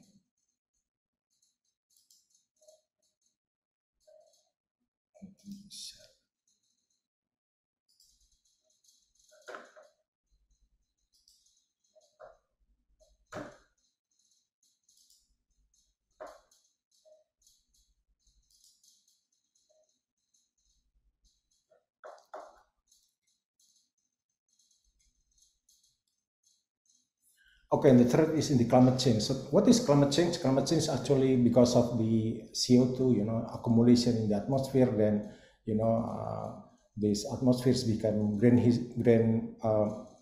greenhouse gas. Greenhouse gas is, trapping the heat, under this layer of CO2, so that the heat from the sun cannot escape back to the outside of the atmosphere. So the temperature of the Earth become increase as the temperature of the Earth increase, then there will be more, transpiration or evaporation of the water to the sky, and this causing that because the more heat, more evaporation, then the Earth will be more dry. And but once it is accumulated, then there will be plenty of water, water vapor at the air. Then this water vapor will provide a big rain, and there will be big flood. So the weather of the Earth will be extreme weather. So if dry is very dry, if this rain will be rain very hard. So we can see that in the Europe and China there are dry, but in Pakistan there is a big flood. So the weather become extreme, and there will be because of this extreme weather, there will be more disaster. So the impact on Earth, that climate change threatens the biodiversity loss that compromise Earth's life support system. So reduction of ecosystem function due to loss of species richness, food production and stability and security, as shown in the previous video, water availability and quality, air quality, infrastructure and human shelter, because of the flood and very dry, and then the human shelter will move from one place to another. Human health, as we currently face with zoonotic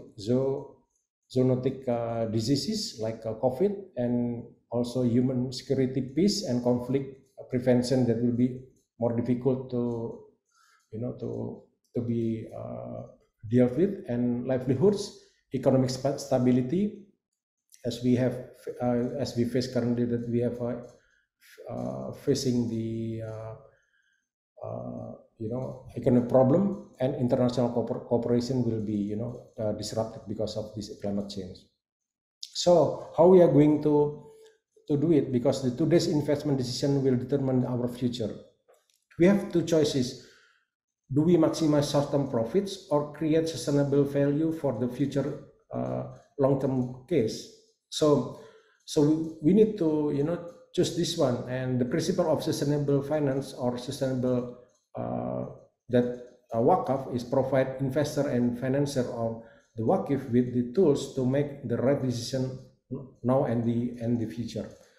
So the wakaf and the future nature-based wakaf should put into for adaptation work and mitigation work. So adaptation for climate change is the process of adjusting people life to current and future climate change, which is the human aspect. So we have faced the climate change, so we have to adjust our life properly. And secondly, the mitigation, which is the community intervention to reduce emission and increase absorption of greenhouse gases. So we need to plant more trees.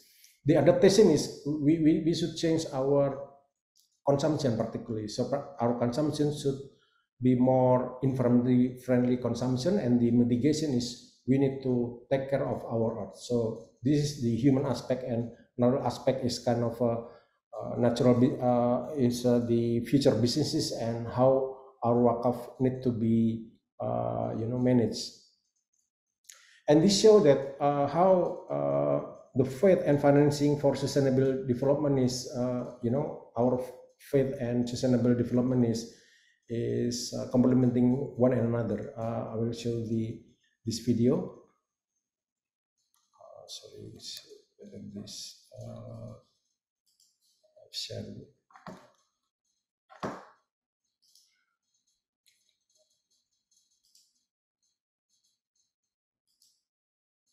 I will share it. Faith-based organizations, FBOs, are important players in working towards sustainable development and the achievement of the Sustainable Development Goals, SDGs, of Agenda 30. One key avenue through which they can contribute. Faith-based organizations, FBOs, are important players in working towards sustainable development and the achievement of the Sustainable Development Goals, SDGs, of Agenda 30. One key avenue through which they can contribute is through their assets and wealth by helping to finance and raising awareness on the need to finance the green transitions required in all sectors of society globally. FBOs have great investment capabilities as well as societal influence, and these must now be leveraged to contribute to financing areas such as renewable energy, healthcare, sustainable agriculture, and climate change mitigation and adaptation strategies. Faith-based organizations. Okay, so this we have show that how as the faith-based organization we can influence the people. So firstly, that because of this climate change, we need to kind of adjust this nature-based wakaf that previously Rasulullah and his companion has introduced to us. So I introduced the wakaf 5.0, whereby wakaf 5.0 is focuses on people by balancing economic progress with solving social and environmental problems through a system that deeply integrates cyberspace and physical space. So you can see that we need to involve the AI, big data, and IoT, Internet of Things, and so on and so forth. So essentially, the wakaf 5.0 aims to resolve various social and environmental challenges by incorporating the innovations of the fourth industrial revolution, creating society of the future in which new values and services are created for well-being of each individual people's lives sustainably.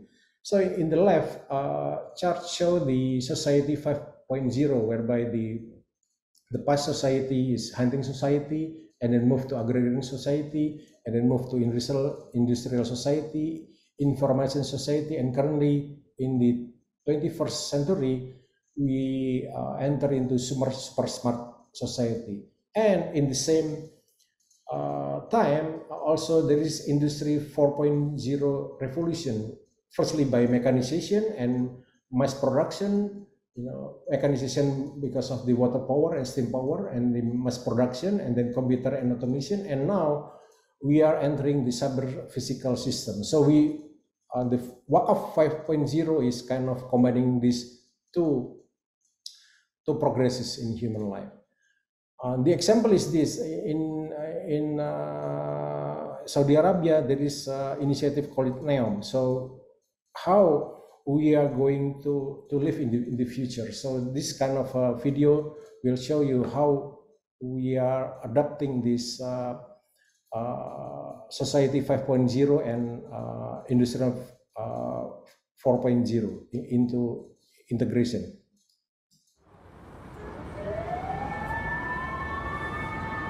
I see trees of green, and I think to myself, what a wonderful world.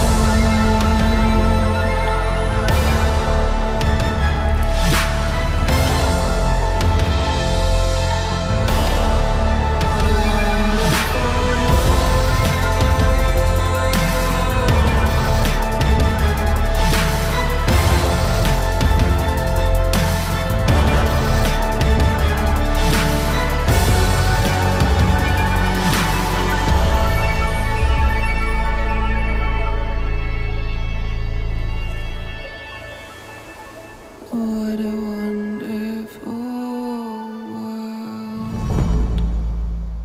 Okay, so what is NEOM? Actually, NEOM is a Saudi city being built in Tabuk province in northwestern Saudi Arabia. It is the future of urban living.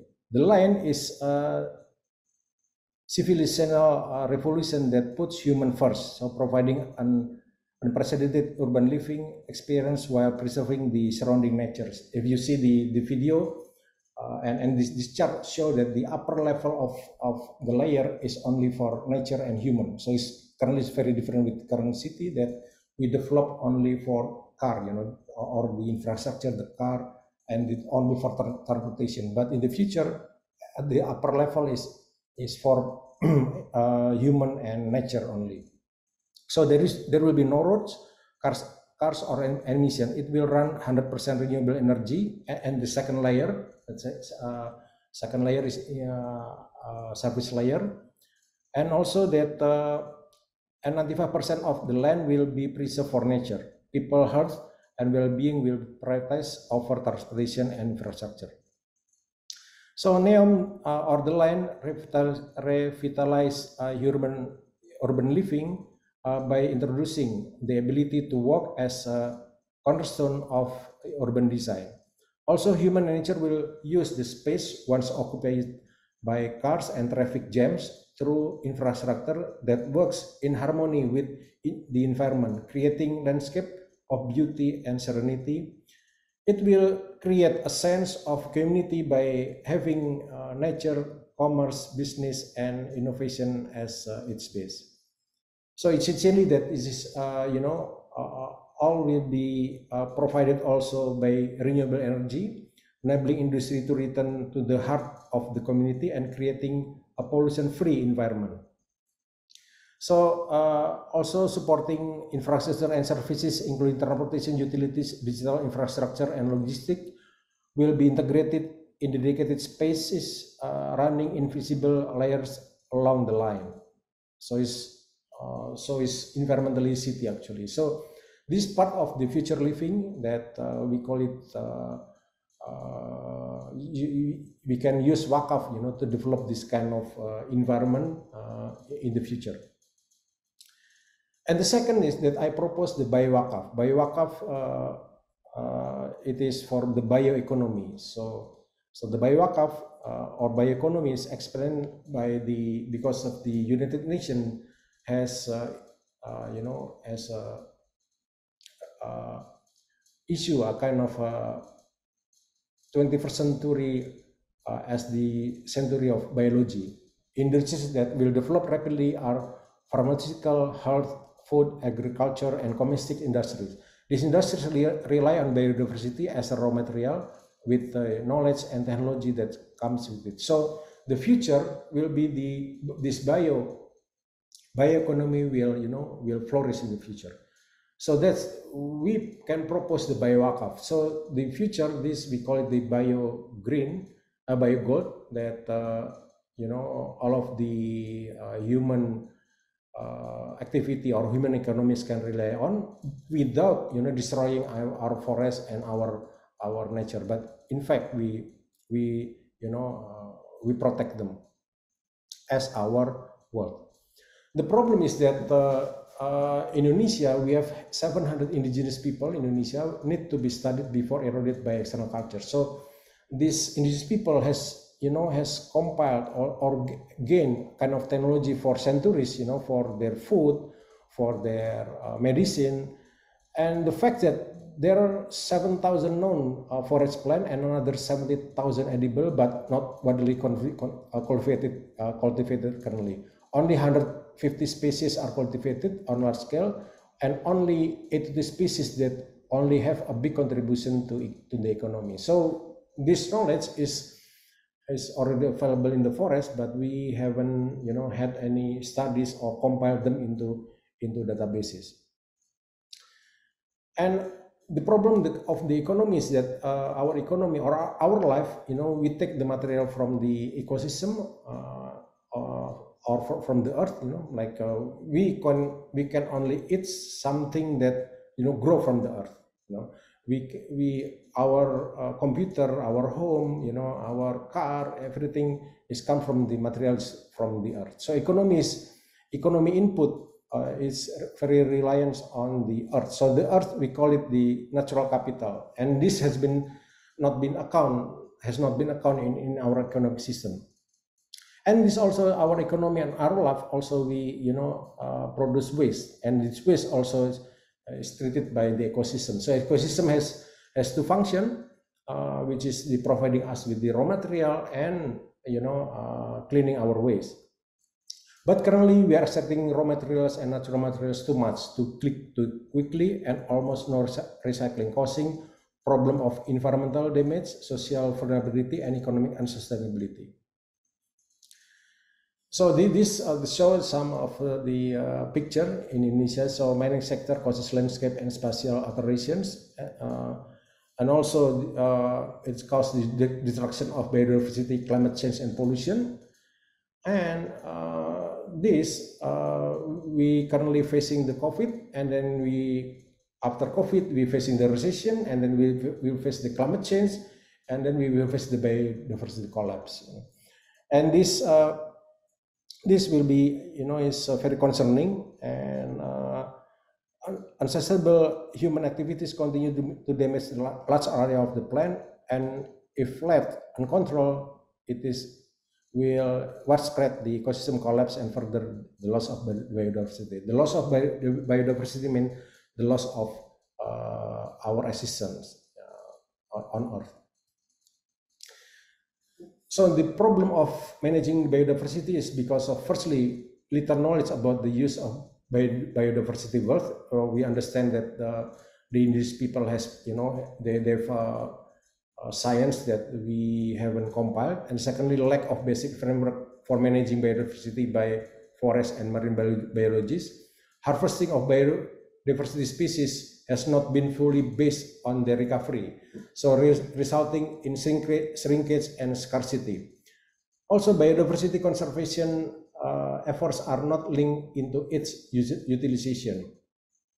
So, the concept of sustainable use of biodiversity has not been developed on a scientific basis, and the business of farming biodiversity, which has economic value, has not been developed. So this is the problem, how we are going to manage it. So we introduced the Bio Wakaf, and it is inspired by the Amazon. Actually, the Amazon has initiated Amazonia 4.0, whereby they develop MIT, Amazonian Institute of Technology, and also they form Amazonia Rainforest Business School and Amazonia Creative Laboratory. So this Wakaf, by Wakaf is, we can provide this kind of initiative, to transform scientific and traditional knowledge into technological innovation through the formation of networks in partnership with local actors for social inclusion, economic development, and conservation of the forest and aquatic environment of the Amazon. So we essentially that our rainforest, can also flourish with this kind of initiative. So we need to develop the bioeconomy and social biodiversity. So we need to, kind of explore this kind of science and knowledge, to save our future generation. And this is also some value adding forest product via industrialization.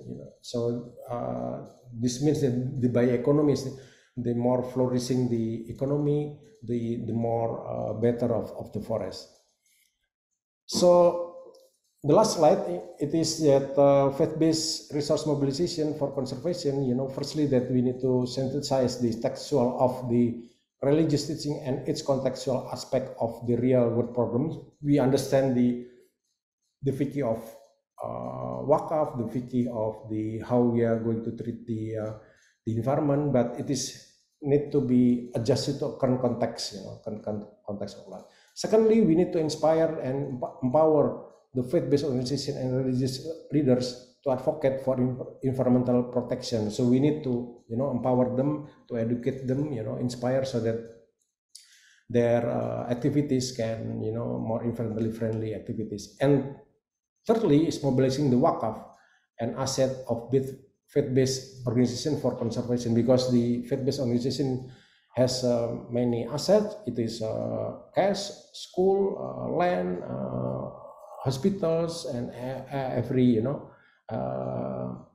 wakaf or asset owned by this faith organization. So overall, with these three initiatives, there will be mobilization of people through religious teaching for conservation. So conservation, that means that we save the life of the people through wakaf.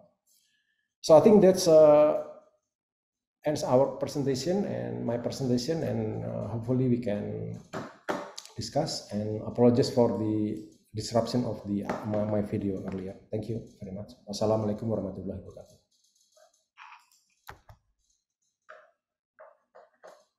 Okay. Waalaikumsalam warahmatullahi wabarakatuh. Thank you very much, Doctor. What you really truly give us fresh insight about the concept of wakaf in Islamic environment ethics, especially in Islamic finance.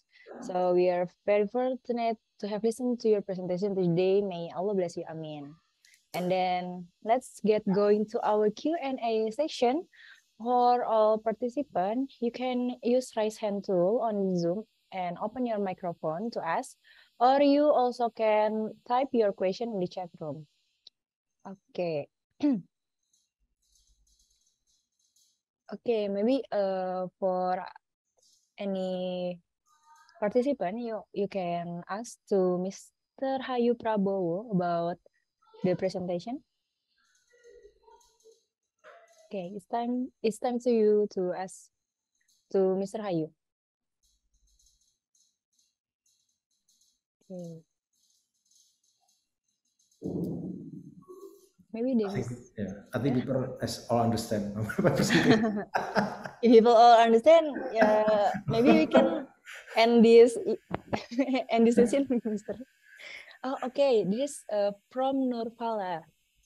Indonesia is now making a new capital city. What do you think is the potential of wakaf related to sustainable development in Indonesia? Okay, to Mr. Rahayu, you can answer the question. Thank you. Okay, thank you. So yeah, actually, for the sustainable development, we have three sources of funds. Firstly is the government funds, which is not enough for certain. And secondly, the funds to support the sustainable development is the private, which is the the banks and the private activities. And thirdly, from the philanthropic, because these three sources of funds can develop the sustainable development. So in essence that, but the initiative for the climate change issue, kind of the, sustainable business for adaptation or mitigation, normally they are high risk and low return. So that's why we need kind of the angel investor. So wakaf and our Islamic social funds or philanthropic in more general, can support this one actually. So there is an initiative that the first part is we go, the social funds, the funds from the philanthropic, to support this initiative for the adaptation and mitigation of climate change, and afterward that the private finance equity or loan can support this one. So actually, the faith-based investment is very important to this one. And for this new capital city, I'm not involved really in this kind of activities or investment, so I cannot say a lot of things on this one, but hopefully it will be good for all of us. But at least in other city or many initiative, we can support it with this wakaf, as I mentioned, the nature-based wakaf, because I believe that the future the wakaf should be more nature-based rather than it's kind of building the as a normal business. Okay. Hope this answered the question. Okay, thank you to Mr. Hayu for the answer. So we're going to the next question. It's from Susi. Well done. Dr. Hayu, which organization is spearheading the Bio Wakaf? Okay, maybe you can. Oh yeah, the organization is in Brazil. So I attended at the time. I attended we call it Interveteran Forest Initiative. I'm the National Facilitator of Indonesia of Interveteran Forest Initiative. Interveteran Forest Initiative comprises 5 countries: Indonesia, Congo, Colombia, Brazil, and Peru.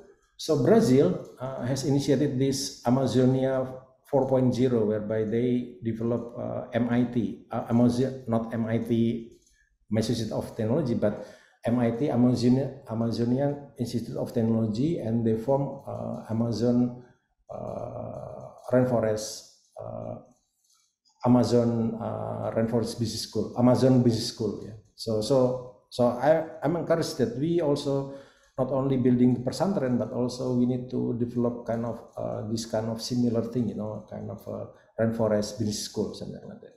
You know, so that we can tap, you know, the technology that has been developed by these indigenous people that you know currently is unknown and will appear in the near future. You know, we need to, you know, to collect them and use them as our, you know, guidance for as our guidance or business for wakaf, you know, wakaf sustainability in the future. So that's actually So actually, essentially, Brazil is, you know, spearheading this initiative. Okay, thank you for the answer, Mr. Hayu. So to the next question is from Adelia. So may I read for you, Mr.? Yeah. In various meeting and literature, we can find many good practice in the use of Islamic economic instruments. However, this is still partial and depends on the individual driving it.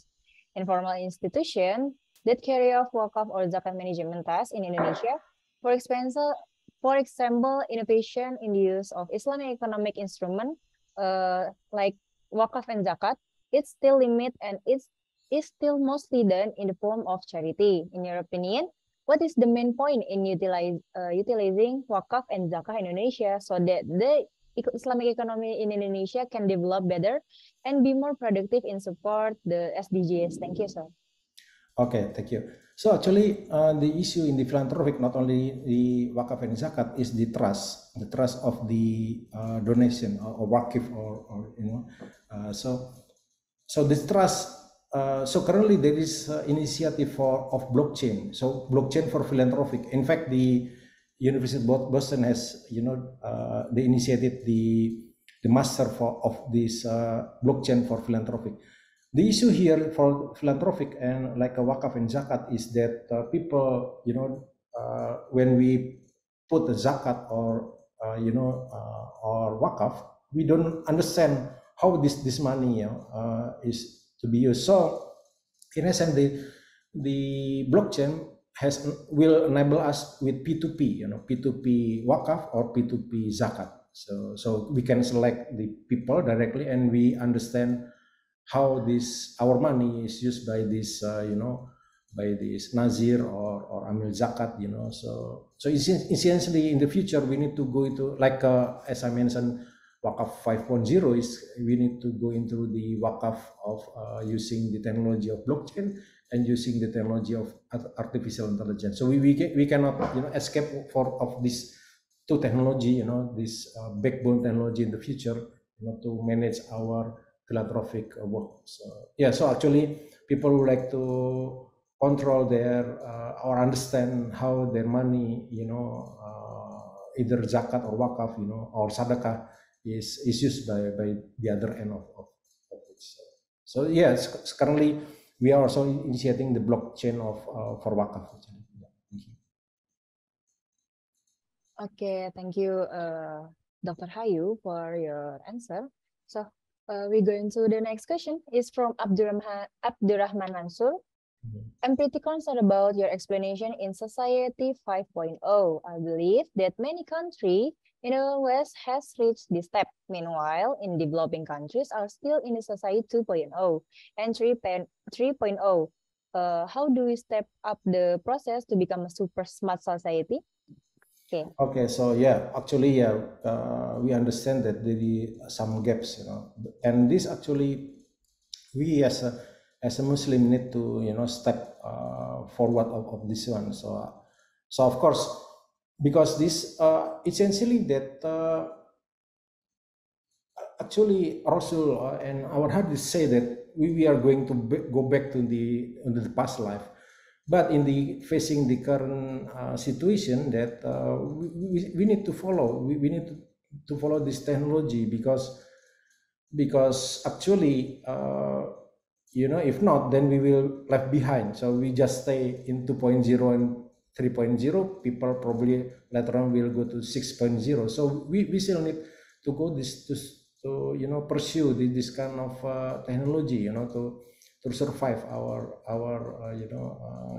human life actually. So I believe that as a Muslim, we also need to to be more modern in kind of the thinking, because actually this new technology AI is come from the algorithm. Algorithm is invented by the Muslims. This algorithm is just a matter of the use of this algorithm. This is not very difficult actually, but how we use it is it is more to more education and more.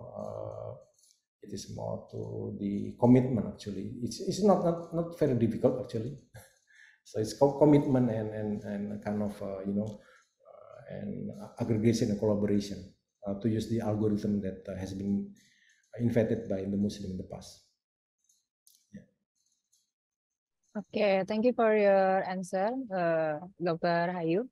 So to the next question from Rida Rosida. Thank you for your sharing, Dr. Prabowo.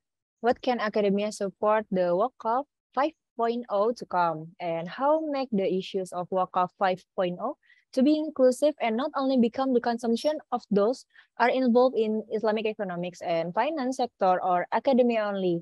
Thank you. Also, yeah, actually the WACAF 5.0 is we can start with this application of blockchain, because currently government actually, Bank Indonesia actually has currently is working toward the CBDC, central bank digital currency. So there will be the crypto rupiah in the future. So the government will issue the crypto rupiah, and the wakaf should go into that kind of path as well. So we cannot just stay put without not knowing this technology. So we need to go into wakaf 5.0, because the government of Indonesia, and it has been implemented in China as well, that they already implemented the renminbi crypto. So in the future, because I just attended the seminar by the Bank of Indonesia, that currently they are working on the CBDC crypto central bank digital currency, which is the crypto rupiah. So wakaf need to go in that path as well, and we need to adopt the blockchain and artificial intelligence, because currently we live in the artificial intelligence area. We every day we are using the artificial intelligence when we use Google or Googling, or when we purchase through internet. They use the artificial intelligence, to see us as a customer. So wakaf need also to go into that path as well. So again, this is just part of the commitment and part of our effort, to use this new technology into our wakaf work. So it's not academia; it should be, in all Islamic economics. Yeah. Okay, thank you, Doctor. So, to other participants, you also can ask for the questions, because we still have many times for this Q&A session. So please don't be shy to ask your questions, because Dr. Hayu is here to answer your questions. He really ready to answer your questions. Okay, is there anyone want to ask something about wakaf, about zakah? Yeah, that's really interesting. Okay, maybe if there is no others who want to ask, I can count from 10. Okay, maybe 10, 9, 8, 7, 6, 5, 4, 3, 2, 1. Okay, maybe there is finished from all of participant who wants to ask for in this Q&A session. So thank you very much for Dr. Hayu Prabowo that's already attended, already want to show the presentation, show the material about wakaf zakah in Islamic social finance. Thank you. Okay, now I think is that all I think that is all for the Q&A session. Sir, unfortunately, our time is very, very limited. So we have to end of this Q&A session. And then I would like to ask you to stay on your screen because we have a small token of your appreciation for you. Please accept it with our sincere thanks. Okay, here for you. It is the certificate for you, sir, for the great lecture you taught us just now. And it's maybe not too much, but please accept this as our gratitude. Thank you very much, Dalia, and hopefully that's can provide you more information and background. Thank you very much. Okay, maybe Dr. Hayu here in chat room, there is a participant ask for your email address. Maybe they want to communicate. Oh yeah, I provide in the first. So my email address is hayu.prabowo. Let me put in the in the address here.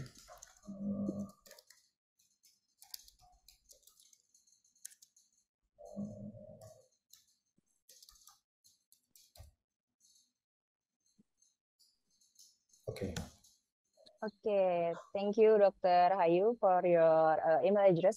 And maybe for all participants, we already upload the material from Dr. Hayu in our website. So don't forget to check the website. Okay, so and now we're going to take the picture of us joining for this lecture. And please, for all participants, you can open your camera on because we want to take a picture. Okay, maybe I will waiting for 30 seconds before we ready all.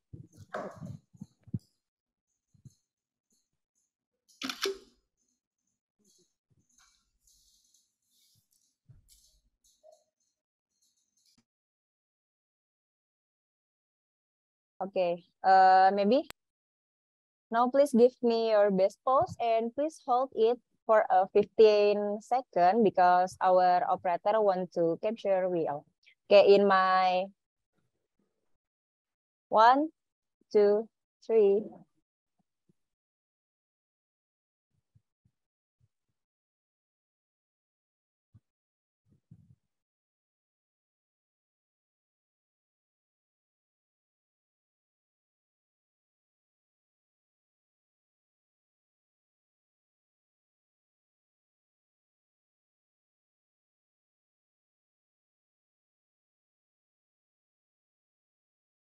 Okay, it's finished. Thank you very much for Dr. Hayu Prabowo. So, ladies and gentlemen, the lecture session of our event today has come to an end. So, we would like to express our gratitude to all our distinguished lecturers today, Dr. Nida Khan and Dr. Hayu Prabowo, who have shared their valuable time, knowledge, and wisdom on today's lecture. And we would also like to express our gratitude to all participants who have attended our lectures today until the end. May Allah bless us for our activities today. Also, we would like to ask your forgiveness as may you felt many inconveniences throughout all teachings. Amin. And reminding to all participants, please don't forget to fill the attendance list on the link that has been listed in the chat room as proof of your presence in this lecture session. And before we close, I would like to remind you all of our participants that tomorrow agenda will start at the same time as today. It's at 4 o'clock in the evening. It's 4 p.m. Indonesia Western Time. So tomorrow we're going to listen a lecture from Basnas, who will deliver a lecture on Readiness Index of Zakat Digitalization, and from Dr. Mari Adachi,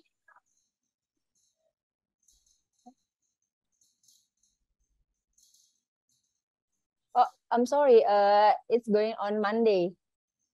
Yeah, the next session is going on Monday with the same time at 4 o'clock from lecturer from Basnas, who will deliver a lecture readiness index of zakat digitalization, and from Dr. Maria Dashi on Islamic social finance about zakat practice. So we would like to remind you all participants about the assignment, pre-test, and post-test, and please kindly check your account at the website in ocw.ipb.ac.id, and don't forget to using your email and your username and password for login first. So this all for me. Wallahu alam bisawab. Let's close our agenda today by saying hamdalah. Alhamdulillah. Alhamdulillahirabbil alamin.